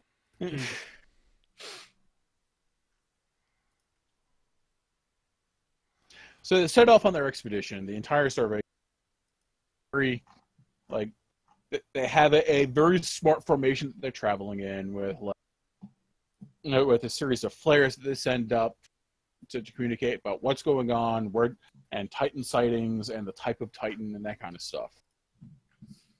It's all very smart.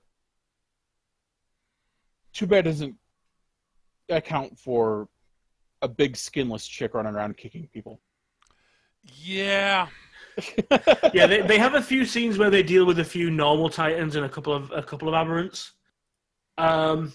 Enough to break down the right flank. And then out of nowhere comes another skinless Titan. Kinda. About half and half. She looks sort of her appearance, her skinlessness looks sort of in between the Armored Titan and Colossal Titan. Yeah. They just start referring to her as the female form Titan. Because she's one of the few females that we see. Yeah, because the majority, others, but yeah, the majority of Titans are either masculine or very androgynous. Yeah, androgynous. She's the only actual female form now. But again, she's still like completely aberrant to what was normal seen. She's a lot faster than most. And seems, again, very single-minded in that she's headed straight for a specific, like, straight through everything. For the most part, even ignoring the other guys. She doesn't eat anyone. She kills several people. She kills a lot of people. But she doesn't eat anyone. Like, when she kills people, she, like, grabs the cables of the maneuver gear, spins them around, and smashes them in the ground. Or kicks them a couple dozen feet. Yeah. Or... There's one. I mean, this is the thing where we get an idea that this one's much more intelligent than the rest. Because, like, there's one bit where again he manages to grab a cable and you just see the guy hanging from the cable and it raises it up in front of his face, and it cuts down to the captain of this group looking back to see what's going on, and the Titan's just strolling towards him, whipping this cable around in its arm like you would like a long keychain. Yeah. And it zooms in for a second. You can quite clearly see that the dude on it, his back is just snapped in half because the wrong way because of the G-force. Yep. Before just letting it go, just off into the fucking distance. It's killing, but it's not killing for it's not like killing for a Titan. Again, quite a lot of people just get smashed in the foot. It shows a degree of casual brutality. Yeah, backhanders, punts. Just grabbing people and just literally just crushing them in its hand, just tossing the bits back. A memorable moment where she shoulder checks someone into a tree. Yeah. Really big fucking trees. Another one she actually grabs while she's running through the forest and just holds it out. So her hand's getting battered by the trees, but not nearly as badly as the fucking soldier in its hand. Yes. Smack, smack, smack, smack, smack. This thing is fucking brutal. Yeah, and she's running. She's clearly after Eren because it's checking to make sure anyone that it can't see their head properly as to who it is. She runs into Armin and he twigs on this pretty quick. Like puts up his hood and like Well, there's a moment where she killed him. She killed Eren. Stop her. She's like, wait, what a minute? And you see the Titan go, wait, what a minute? Hold on a sec. Before that, she actually pulls Armin's hood down before that. Yes. Yeah. And looks at him and realizes it's Armin and goes, nope, not my target. Not who I'm looking for. And I don't feel like casually killing him, so kind of like Armin. He's not a threat. Move on. Well, it's not just that. It's pretty clear that the Titan... Yeah. Yeah. There's a reason that it doesn't kill Armin. Yeah. Yeah. Now, by this point, obviously, you've kind of caught on that all of these, like again, the sentient-looking Titans. It's kind of implied, and we've kind of caught on by now that these are all basically, and Armin's figured it out as well, that these are all Titans being piloted by humans. Yep. Yes. Not gonna lie, if you can't tell who this Titan is, then you've not been paying attention. Yeah. Yeah, aside from the whole no skin thing, it's pretty clear. Though, to be fair, it took me a while to twig on it because, no skin.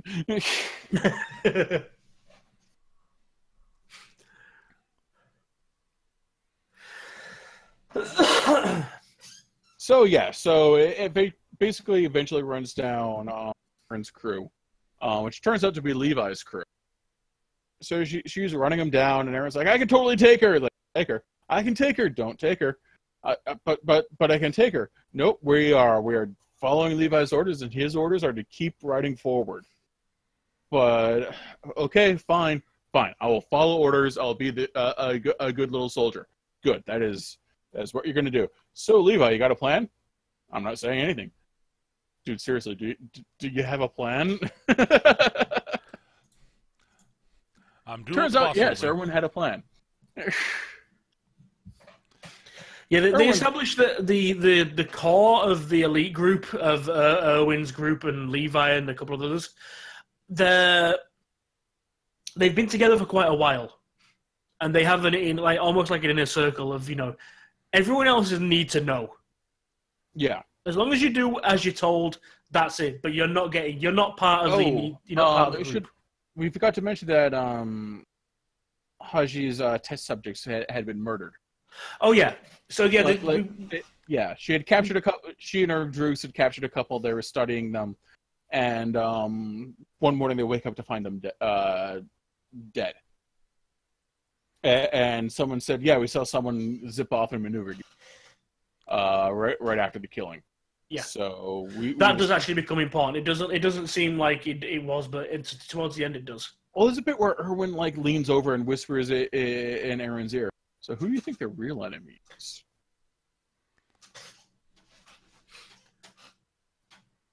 And yeah, so that's part of the reason for the secrecy. They're pretty much convinced that there's a mole. Yeah. So yeah, Erwin's plan to deal with the female Titan, because they're like, I'm willing to bet we're going to get jumped by one of these intelligent Titans, is to lead it into this giant redwood forest. It looks redwood. It's the only tree I can think of that gets that big. They're not real trees. They're not real trees. They're not real world trees, I should say. No, yeah. Mutant pines. Yeah. So to lead them in there, where he's totally got a whole fuck ton of pepper box harpoon launchers stored in the branches, and fire them all at the intelligent Titan, which happens to be this female Titan, and pin it in place, which they totally do, and it's a great move. Yeah. Mm-hmm. Now, one thing that we've seen with this Titan is every time it knows it's in danger, quite regularly, it'll run around with its hand over the back of its neck. Yep. Because it knows what they're going to be aiming for. And they managed to catch this literally like down on one knee, both its like almost like a police kind of position, with both its hands over the back of its neck. But that many cables in that many different positions, it can't move. Yeah, they actually make a point of showing several times that there's a harpoon stuck right in its eye. Yeah. But yeah, it's pinned pretty damn well. They're like, okay, so what do we do? Well, we can't cut through the hands because it keeps on hardening them into crystal. Did anyone know Titans could do that? Did anyone know they could do that? No? Okay. Well, that's a new trick.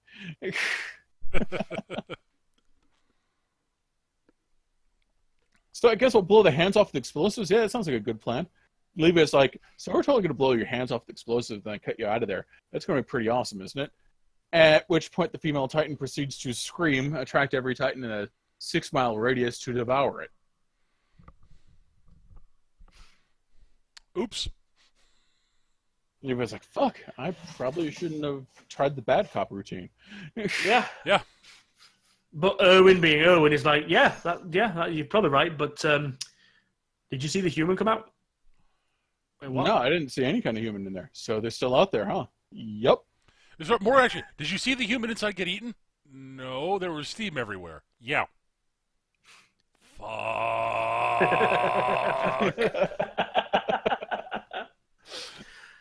Erwin also figures out, again, because of something that happened earlier, that there's more than likely somebody now running around in survey gear, wear, that shouldn't be. And that people need to be careful. To the point where he actually tasks Levi to go get, gassed up and recharged because he's going hunting. Yep. So we see a bit where our mystery guy offs a couple people as they're retreating through the woods. Aaron shows up and so they immediately turn back into the female Titan. Aaron turns goes Titan form, and there's a big ass fucking brawl, and it's all kick ass. It's kind of. There is a little bit between that. The base. I don't want to hit every bit. We are though. We really need to pick up the pace a bit, guys. Okay. So there's a big fight. We see that the female Titan's pretty damn actually proficient at close combat with things its size. And is willing to take risks because he can do shit most Titans can't. Takes off the Aaron Titan's head, bites him out of the nape of the neck, and goes and books it. Mikasa and Levi catch up. Yep. Cripple it enough to get Aaron out of its mouth, and then bug the fuck out because, well, we don't know if reinforcements are coming. I do like in this bit they give actually Mikasa a bit of a berserker rage, and she actually handles it. It's tired and worn out, but she handles it for a good chunk on her own. Yeah, she's got the total cold fury thing going on. Yeah, and then Levi shows up doing his Sonic the Hedgehog impression. Yes, just buzzsaws down its arm, and then it's like, all right, dude, you're in the wrong fucking game, So General Retreat is called. They need to go back after a day, which is kind of embarrassing. And there's very little to show for it. Yeah. At least it seems that way. So they're called back to the center because they're going to turn military police. We're going to dissect them. So, they've got this whole procession going on because, he's one of their own. He came back from an operation. This is where we see Annie again with the military police, and they're like, "Hey, Sleepyhead, what's going on?" Fuck you. So we got an assignment. We got a fucking assignment? Yeah. We got to watch this procession. What procession? Survey Corps. Really? Okay. Yeah, they're being brought back to, answer questions about their failed operation, and apparently turning the Aaron Yeager dude over to us. Huh. That's good to know. This is also where we see some of the more egregious forms of corruption in the military police. Mm-hmm. So Armin finds Annie. He's like, "Hey, Annie, we've got a cunning plan. Aaron's actually not in the procession. He's over here. We need you to help us out to get him out so that we can protect his whole Titan power thing." It's like, yeah, I'm totally on board for that. Sure, thumbs up. Yeah, they've totally twigged on who Annie is. Yep. Yeah. Yeah, by the way, the female Titan's Annie. Yeah. Female Titan's Annie. If you were watching the show and had not figured it out at this point, I don't know what show you're watching. Yeah. Again, it took me a while to twig it the first time I saw it because skinless, but it's the eyes. The bone structure and the way she's acting. Is that? Oh, yep, it's Annie. It's the eyes for me. It was always the eyes. For me, it was the combat stances she started taking up. And that too, yeah. The martial arts stance is Annie has a very distinct nose. She's one of the few characters with a very distinct nose, and the Titan has the exact same nose. Mm-hmm. So, yeah. They're like, "Annie, totally follow us into these old sewer networks so we can sneak underneath the wall." I'm not going down there. Why do you want to come down there, Annie? Because I'm a Titan. Boom. Well, she first says, "I'm claustrophobic." Annie, you're not claustrophobic. Yeah, they all call her out on her bullshit. You know, Armin's like, look, I know damn well, you know. Again, they go back through all the bits we just mentioned. So about the gear that was, you know, that was used for killing the 2 Titans that Hange had locked up. Armin noticed that the gear she presented on the day when they did the inspection to see who'd used their gear that night to kill the Titans, and no one had. Armin recognized that the gear she presented wasn't hers. Yeah. It was Marco's specifically. It was Marco's, yeah. You know, they're all like, well, why did you have Marco's gear, Annie? What happened to Marco, Annie? Stuff. I don't know what happened to Marco. I found the gear lying around somewhere. Yeah. Yeah, that's totally it. You're not believing me, are you?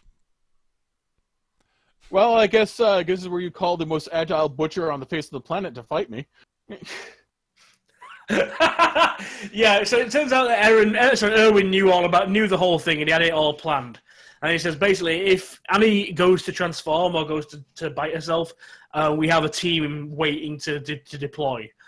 And one of the dudes is like, it's like a CSI thing. They're all in street clothes and everything else. The one big, huge, fat dude dressed as a butcher just comes rolling over a fucking rooftop.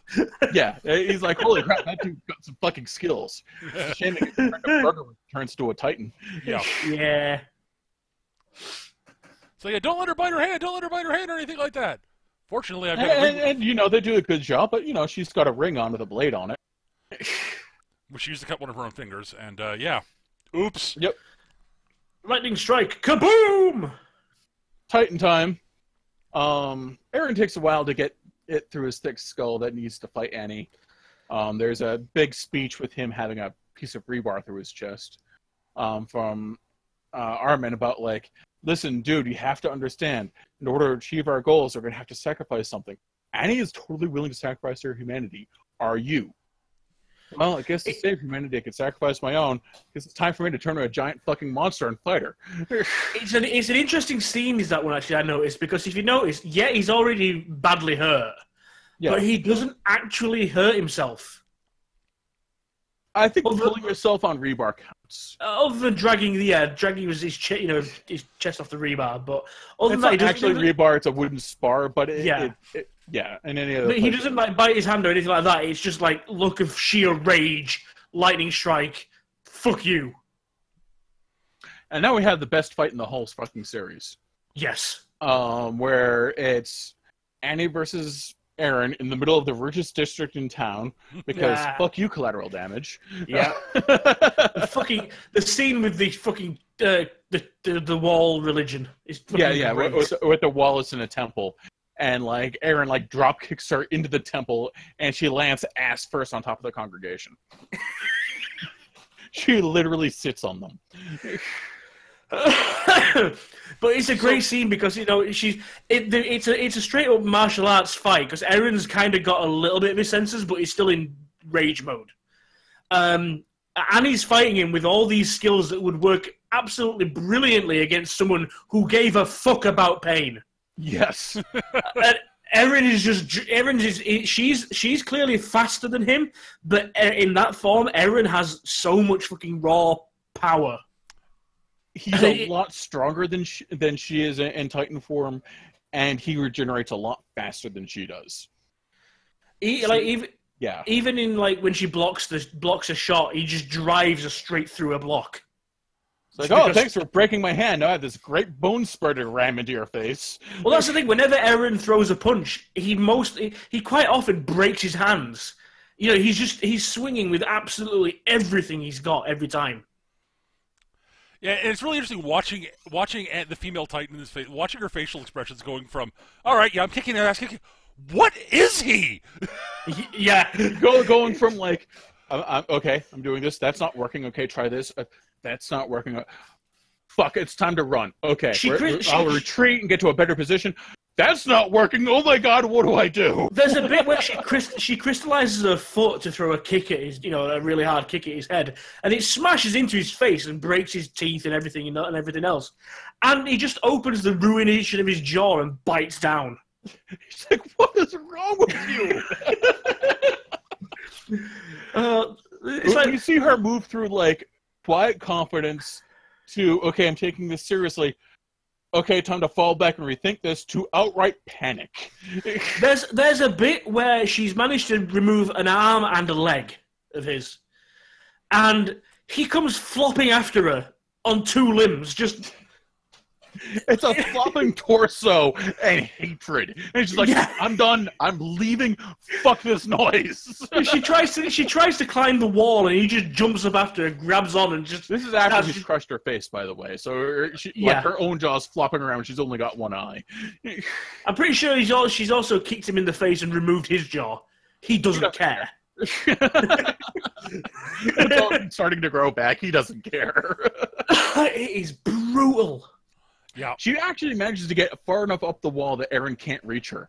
Mikasa comes along and cuts her fingers off. Mikasa, just being utter badass as well, cuts the fingers off, then lands right on Annie's face. Like, on the bridge of her nose, and just talks smack to her. Yeah. Annie, fall. Ah! Thump.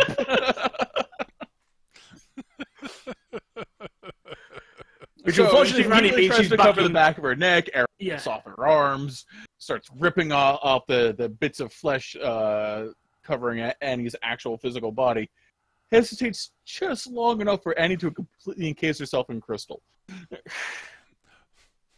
Yeah. Oops. Because he's like, oh, hey, Annie, I'm actually fighting Annie. I should totally do something. Oh, fuck, she's crystal now. But yeah, that like I said, that whole fight, it's very rare, other than like, you know, an angry face and a yell. It's very rare for an anime, even a fight anime, to really capture that rage. Yeah. Of like unbridled, senseless, just fury. Yeah. And good God, this one does it. Yep. Well, rarely does an anime deal with characters that do that beyond the occasional disposable villain. It's really interesting to have the main protagonist have that. Well, it's like you say things like in Dragon Ball, for example. You'll get every now and again you'll get a scene where a character tries to do that. They're just screaming rage, but that's all it is. They're still doing their usual fighting moves. They're just screaming while they're doing it. With this, the way Eren fights, there's no style. It's just pure fury and whatever he can swing at any given time. Yeah, like I said, it's rare to have a protagonist that is how they fight. It's just unbridled fury. That's Eren. Well, that's it. I mean, there's a scene in that middle fight in the forest where he loses, where he tries to take on a stance and actually fight her, like, you know, as human to human. But every time we've seen him do well in a fight is when he's just basically just launched himself into something at full speed. Yep. Like, And tactics are for losers. That's exactly what throws Annie off. Yep. Well, I mean, he is using some technique in the fight with her during the second fight. Yes. It's just that it's a technique backed up by, you know, fuck you! Yeah. Because he, at one point, uses the takedown she caught him with the first time they fought, like the first time they sparred. Yeah. And then proceeds to try to gnaw her arm off. Yes. See? You learn, you adapt. So, yeah. Annie cases herself in crystal, and as far as we can tell, is in some form of deep hibernation because she's not conscious. Yeah, nothing they can do seems to be able to crack it, so, yeah. Yeah. They pull Eren out of his Titan form because they start fusing, which is weird. A little bit, yeah. A little strange. And that's the end. So a brief coda after the credits where the holes Annie punched in the wall to climb up crumble away when we see a Titan face inside the wall. Yeah. End of season 1. Yeah, there's also a little bit in there about, Eren's been given back to the Survey Corps, Annie's in possession of the Survey Corps. The trial thing's been basically, we're not doing that now. Yeah, basically because, we don't know how many other human-class Titans there are. And Eren proved himself... We have one that is definitely on our side. Exactly, yeah. I think we've established this guy's on our side. Just please don't let him do that in the walls anymore. There's a great line. Is it Erwin where it's Captain Panic again? Not the same Captain Panic. This guy's is it not? Oh, it's the military police, yeah. They hold Erwin responsible for all the shit that's going down, rather than actually dealing with it as military police. The Scout Corps are dealing with it as usual. He's just calling Erwin out for disturbing the peace and destroying the residency. And Erwin, you're under arrest. Treason, I could execute you right now. All right, go for it. But you're in charge. He starts listing off the various people he needs to liaison with for the operation. And okay, I'm not killing you. You do what you need to do. I'll actually arrest you then. Fine. It's fucking fantastic. Plus, it's like there's a bit like where it's like, wow, Erin and Annie did a fucking number on this. Oh no, it's the garrison. It's the garrison guard. It's like Annie did a huge fucking number on this. She goes, "Yep, but that's not our problem. That's the military police's problem, not ours. That's not our jurisdiction. Wall, not our problem." Yeah. There's a bit of resentment towards the military police. It's almost like being rich and lazy is breeds some sort of resentment. Almost as if, yeah. Almost as if. But yeah. So that's season 1. Like I say, it does lead on. There's a lot of unanswered questions and open threads, but obviously because it's a continuing series. Mm-hmm. Season 2 is already out. Season 3 is on the way. There is one thing that I've seen mentioned in the chat a couple of times, and I will bring it up just because it's a huge fucking elephant in the room with this show. The intro and the song, yeah, it's been memed to death. It is a good pumping, rousing sort of intro, and it's known for all. I honestly, personally, I'm not a fan. It's great for 30 seconds. Great for an intro for this. I would actually say that the second intro is far better as an actual song. I mean, neither of them are the best anime, intros that I've ever heard. But I can see the obsession with them. But good God, I am sick of hearing that first one. I think I like the second one a little better. But they're both. I maintain they're both still really good, despite the fact that they've been memed to fucking death. Well, the first one definitely fucking has. Yeah. But I will not popularity deny the fact that I actually really like the first one. I think the second one's a little bit better, but I still really like the first one. I will say I think the vocals in the first one are better. Yeah. I can understand. All of the musical complexity in the first theme one that I think works better with the tone of the show, though. But yeah, I was about to say all the musical complexity in the first theme is in the vocals. Yes. The backing music is not particularly complicated, but the vocals, there's a lot of runs and a lot of, it's actually a really, really well sung piece of music. Yes, I will give you that. But it is all, like I say, yeah, it's all in the vocals and the actual backing of it. Like I say, I told you guys this when we were watching it. I've heard a couple of versions of this. Like there's about 3 dozen versions of Attack on Titan theme played on a insert random instrument here. Right. And one of them was bagpipe. And it was 3 minutes of like,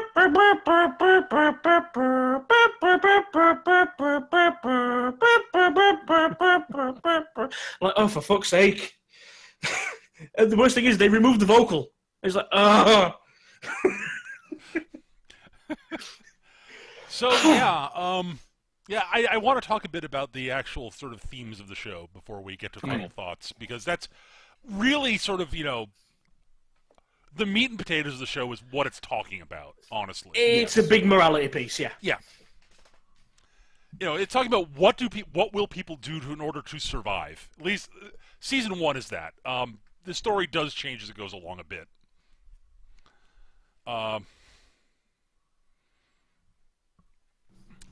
I will say your comment on sort of, Gundam series parallels are not entirely wrong as you go further into the show.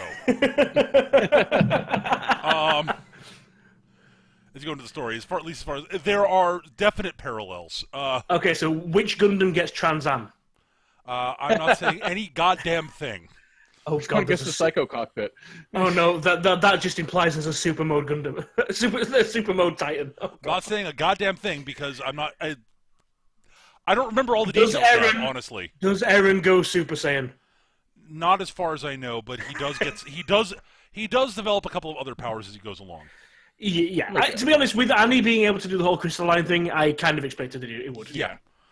So, yeah. But yeah, I really do think that there is the actual sort of what the show's, at least season 1's about, is actually interesting and is not something that's tackled all the time in anime. It's touched on occasionally in, like Gundam. But like there's a really interesting sort of how can you fight to survive against basically an unstoppable enemy, whilst can you do this and still remain actually human and still have morals, or do you have to sacrifice that to survive? And it's an interesting question. Like what? How much of yourself can you sacrifice to get by? Right. And still remain, at least somewhat true to yourself, and still have something resembles not being just a monster. Yeah. Like there are times when you sort of get the feeling that Erwin might have actually given up a bit too much of his own humanity. We're not sure about that yet. It's very clear Levi hasn't. Yeah. Levi comes across as very cold and calculating. And then he has like these moments where you realize, no, he really still cares. There's a great moment with Levi when they're coming back from the thing, and it's shown that Levi has a habit of cutting off the patches of any dead soldiers they recover. Yep. Now, in that instance, they have to actually give up the bodies because they're being weighed down, and he takes the cold decision just to let them go. It doesn't matter if we bring them back one way or the other. But he's made sure to go around and take the patches of everyone that's given their lives, that he could find at least. And there's a scene as they get back where a man comes up to him, and it turns out he's the father of, I forget her name now, but she was part of the squad that was with Eren. Petra. Yeah. Part of the squad that was with Eren, and who Annie killed trying to get to him. And she's like, he just comes up to her, he's like, oh, Captain Levi, look, I know Petra's in your squad, and I just wanted to just come over and have a word before she spots me, and, we get carried off and all that sort of stuff. Just about how, she's still a young girl, she wanted to enroll. We thought she was too young to marry and all the rest of it, and she's got all her life ahead of her, and this sort of stuff. So we're glad that you've taken her under her wing, and she's getting this chance to live a life, and then hopefully she'll be able to come back and settle down. And the entire thing, she's already dead. Levi knows full well, and he's just looking blank ahead of himself because he knows, as captain of that company, if he says a word, he's gonna break. Yeah, he's got that expression on his face that it's very much like, I can't say anything right now. I must maintain control. Because, yeah, Levi's like right on the ragged edge. Yeah. Of just like he's like yeah. But there's a great scene where involving the patch with one of the soldiers, one of the other members of the Service Corps, who did something profoundly stupid. Like they actually had to leave one of the bodies behind, and he was part of this guy's squad as one of his best friends, and he and one of his other buddies went back to get him, and that's what attracted the Titans to them as they're leaving. Which is why they had to dump the bodies. That's why they had to dump all the rest of the bodies. Yes, and he's sitting there freaking out and just completely crushed. And because they couldn't recover, he failed to recover his friend's body, and because of what he did, like all the other bodies are lost. And Levi walks up. No one gets to go home. Yeah. And basically, tells him, hands him. He said, "This is this is your buddy's patch. As long as we have these, we know they lived. We know they were with us at one point." And gives it to the guy, and just sort of as a reminder that his friend was alive and was there with him. I absolutely love that scene. Yeah. Yes. Erwin has a habit of, if they can't physically bring that back proof of their death, he lists them down as missing rather than dead. Yep. She knows damn well they're dead, but it's just his own little way of, his own little way of maybe not coping for himself, but at the very least giving that to his men. Yeah. Yeah. And there's also a very strong theme about, for lack of a better term, family with Eren, Armin, and Mikasa. Oh, that is those definitely... three are really one another's rock, and as soon as one is removed, the rest just fall apart. Yep. Oh, no, they're definitely a family. There's, like, by any non-sort of genetic definition, yeah, they are family. Like, when everyone thinks Eren's dead, like, Mikasa's just but the two of them are just completely broken. Like, Armin's just, like...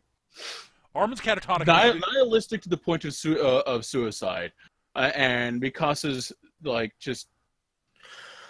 Well... This blind fury. And not even, like, a fury you can understand. It's that sort of quiet fury where it's like, I'm going to murder everything around me. You can come along if you want, but I don't care. It goes back to what Peter said a moment ago. With these three, it's that whole, how far can your humanity go? Right. So, like Armin, for example, he finds out quickly he has not got that killer instinct. He's no, he... When it comes down to it, he's all brain and humanity and thought and all this sort of stuff. And there's no trace of that monster, shall we say. Mikasa is inside, she's an absolute monster. Trying to cling on to his humanity through her friends and Eren and Armin. Yep. Because without them, she would go nuts. Eren has the opposite thing. He is all passion and humanity and everything else, but can literally turn into a monster.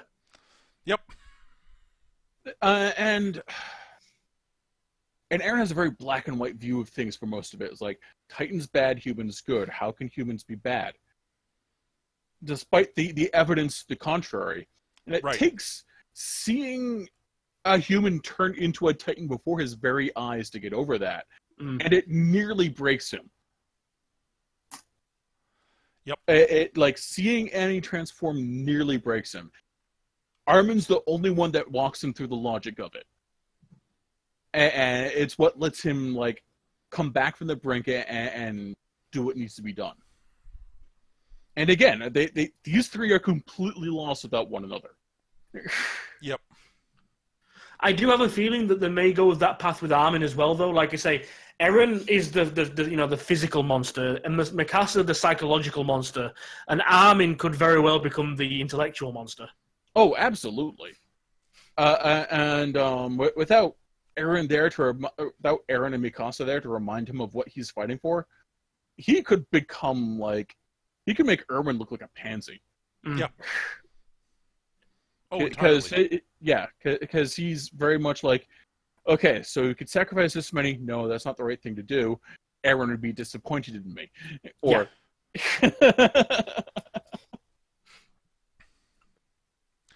Yeah.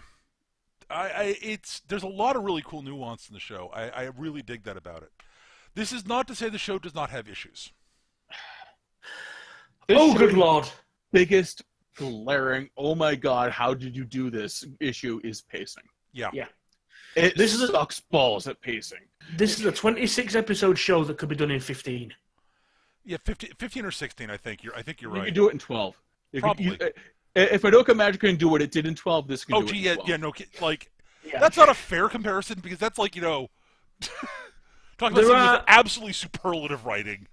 Fair enough. The first 6 or 7 episodes recap the entirety of the first episode every time. Just about. After that, the recaps are basically the last 5 minutes of the last episode. That's something that happens in a lot of anime. Dragon Ball Z level, but it's a fair comparison to make. But I don't mean even cut down. In some cases, it is literally the last 5 minutes of the last show. There are a bunch of shows that do that. It's not uncommon. It's just that's not even the biggest problem.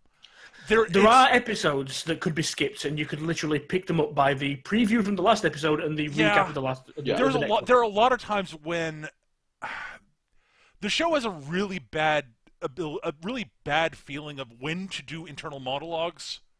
Oh yes. And how to do them.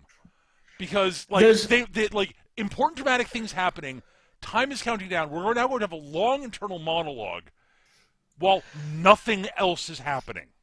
The thing is, it's not just internal monologues.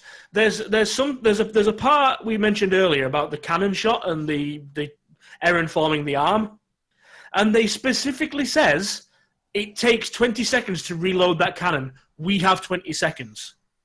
And then I don't remember who it is, but I think it's Eren and Armin have a pair of monologues with each other, if not a straight up conversation. Now, we mentioned if it's internal, if it's meant to be that you're going through all these ideas in your head at the speed of thought, great. But they're not. They're having an actual conversation. Yep.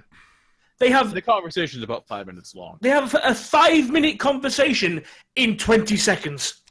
Yeah. And it's like the old D&D thing where it's like, talking's a free action, right?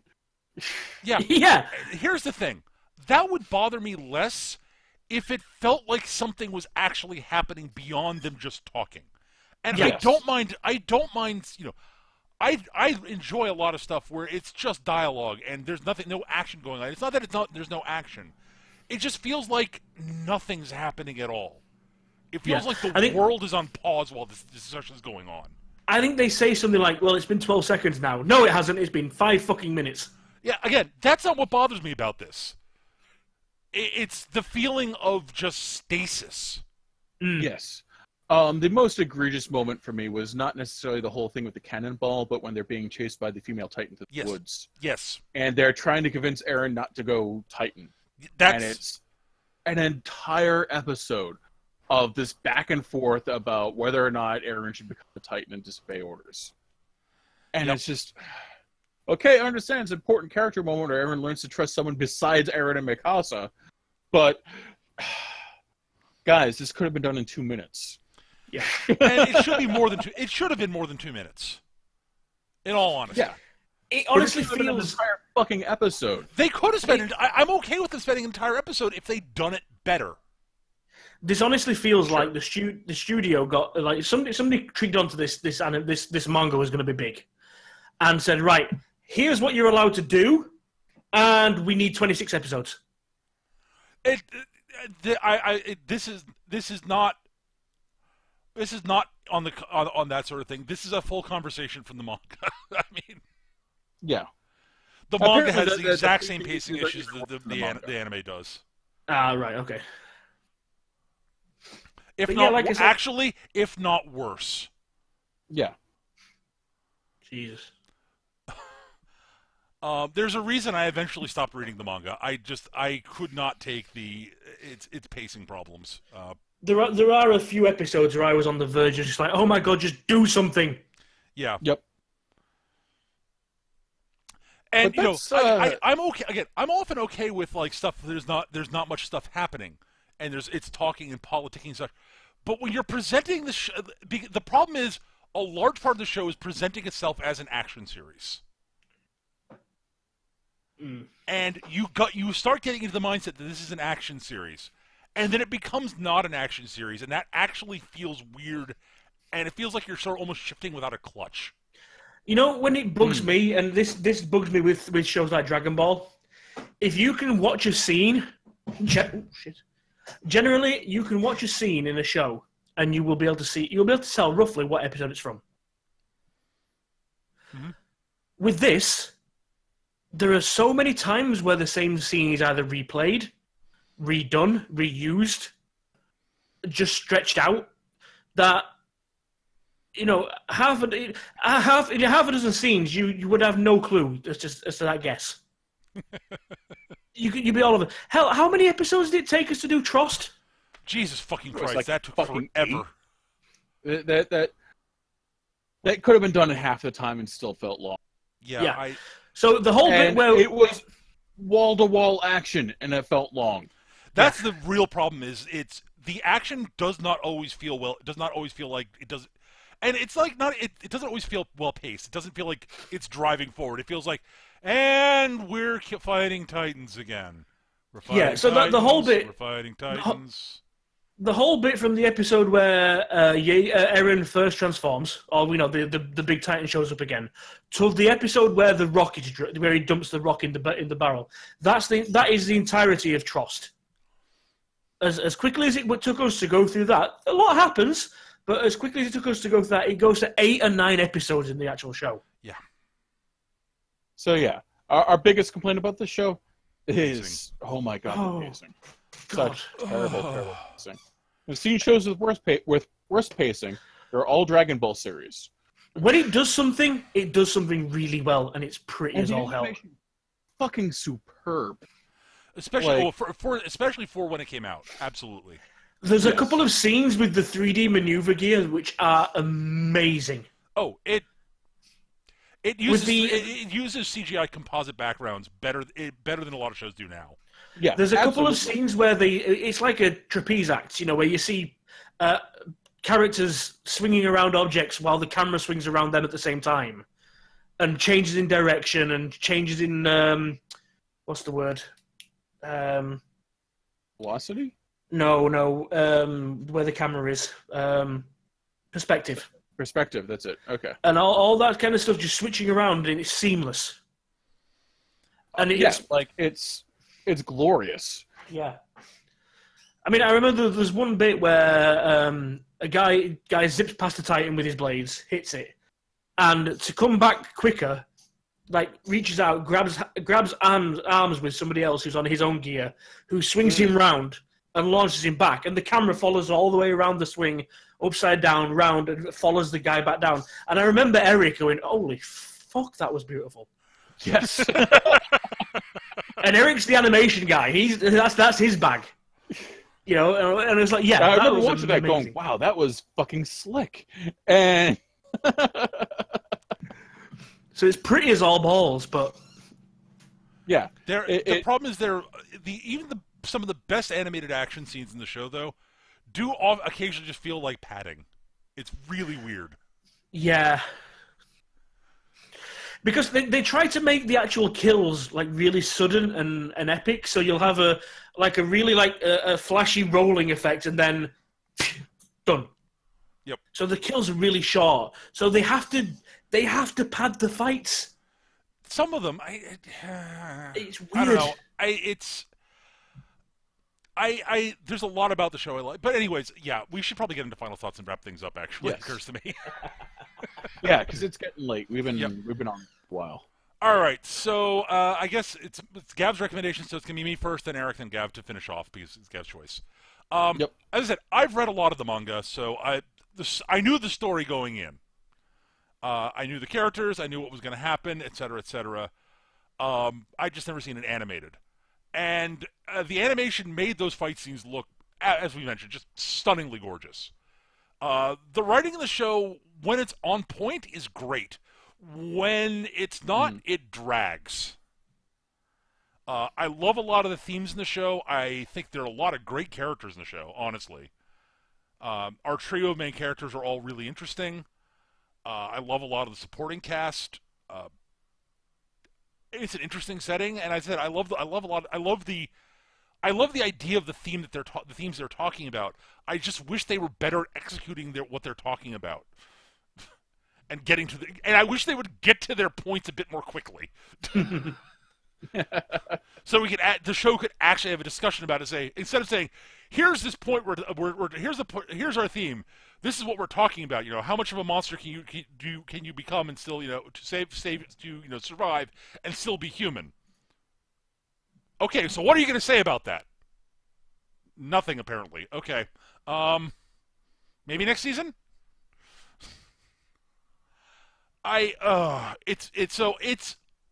Despite all of that, and despite the pacing, this is a show I really did enjoy, and I think I would have liked it a lot more had I been watching it week to week. Honestly, yes. The recaps at the beginning of the episodes would bother me a whole lot less, and the pacing issues would be less problematic if I'm watching it a half hour at a time once a week. So yeah, I think it's a solid show, and it's good. I get why people absolutely fucking love this show. And I will say also the pacing is better than it was in the manga, in my opinion. Which From what I is understand, that's not hard. yeah, yeah, yeah. And also, I gotta say, the music is spot on almost the entire time. Like, oh yes. god, they pick some great tracks to play in various scenes. Oh, it's really good, and the voice acting's great too. I like. It's a well executed show in a lot of ways, just not in the pacing. And the writing is occasionally spotty, but the character work, the voice acting, the animation, everything else about the show is great. It's just it basically the issue of the pacing and not getting to its own points when it should drops it from like at sort of an A to like a B, B minus B, somewhere in that range for me. It's a damn good show, but it's not great. So yeah, on to you, Erik. Okay, so this show is gorgeous and still holds up as some of the best that came out this season, even after the 4 or 5 years. It's going on 6 now. I think it was 2012, right? Was it? Jesus. Okay. 13, somewhere in that range, I think. Let me. Yeah. I'll look up while you're doing this. So the animation still holds up after roughly a half decade of advancements in tech. It's serious. The show's gorgeous. The choreography for the fighting is, and the action scenes in general are great. I love a lot of the concepts and themes of the show, like how much can you sacrifice to be a monster, how much the strength of bonds one forges to and becoming a family that way. I love the characters, the writing when it's not bogged down by some of the shittiest pacing I've seen outside of Dragon Ball. But the characters are just they're all really cool and interesting. Like outside of the Triumvirate, where I've already declared what my favorites are, but because who else am I going to rock on? But just within the Triumvirate, like they're really cool. They're really interesting. I really like the way they play off of each other, and just you could delete everyone else and I would still watch the show if it was just the three of them. Mm-hmm. The aesthetic and the design of it, the sort of like when Titans aren't attacking, it looks like a sleepy little like 1850s German town. And there's just there's a lot I adore about this show, but Jesus Christ, the fucking pacing, and every once in a while it decides to go like, Herder, look at me, I'm Captain Edgelord. Yeah, but despite that, I enjoyed it. And yeah, I first watched this when it was coming out, apparently back in 2012, which makes me feel ancient. 2013. I just looked it up. Oh, okay. And like, yeah, the pacing issue wasn't nearly so bad week to week. Not nearly so bad. But yeah, trying to watch it all in a row. But yeah, no, overall, I like the show. I'm glad there's more of it coming. I hope it addresses its pacing issues.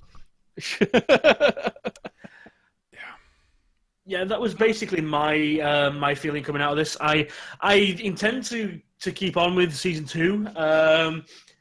I hope to hell it's not paced the same. I do want to see where they go with it.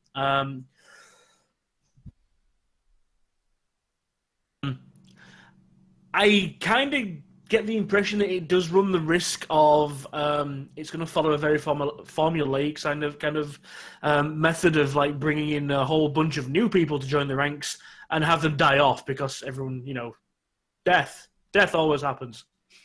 It just gets to the point where unless it happens to the main 3, I think we're going to be kind of meh about characters being killed off before very long. There's only so many times you can shock us with a character getting mutilated.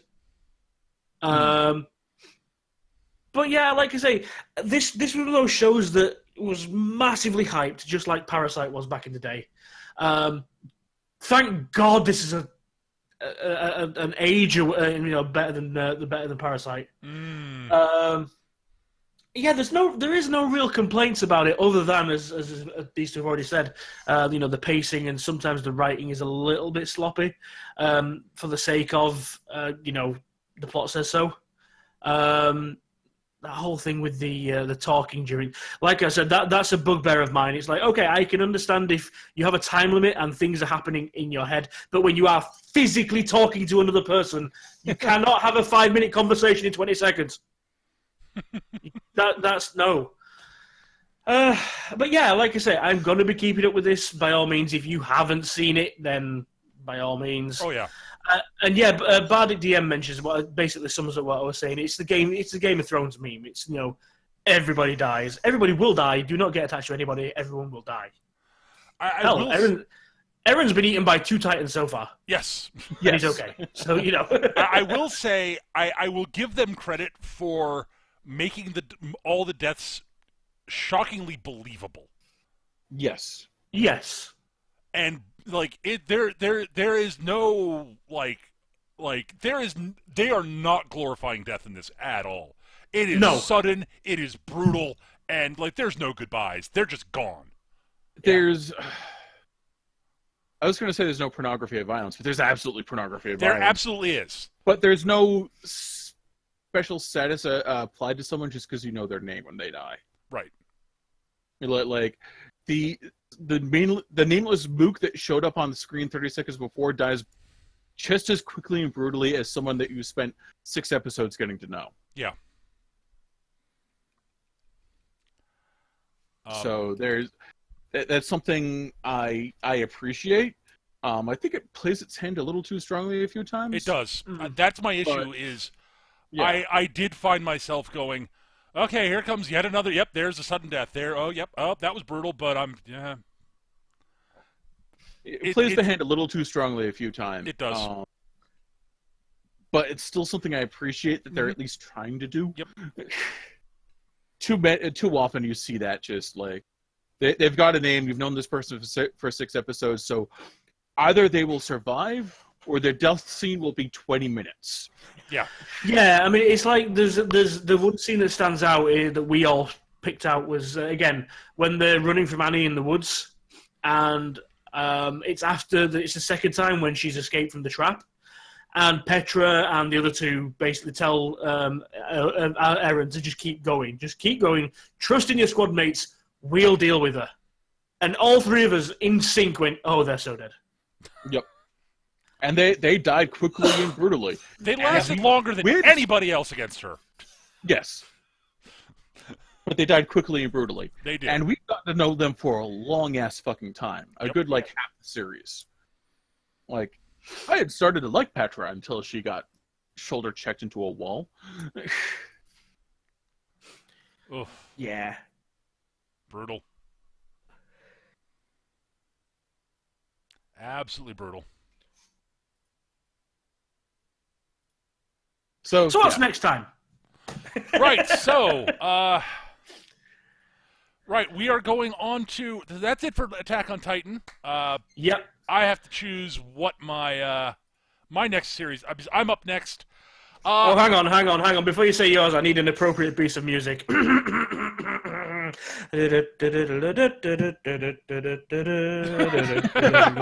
now for something completely different. It's Miss Kobayashi's Dragon Maid. Yay. Yeah. Erik loves Slice of Life. Yeah. We're doing a Slice of Life series. It's by KyoAni, which means it's at least pretty. So at least it's going to be gorgeous. It's going to be very well animated. I enjoyed this show immensely, actually. It was I enjoyed it a lot more than I thought I was going to. But I get why Erik bounced off the first episode. But we're going to make him watch anyways. I will say this for KyoAni. They are gorgeous. They really know how to animate a scene. I just wish I gave a fuck about anything they did. Maybe you'll like it. Maybe you'll like it.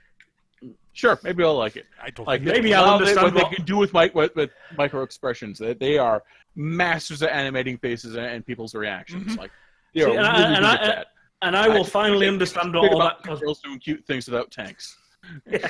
See, and I will finally understand what all that cosplay is about. So.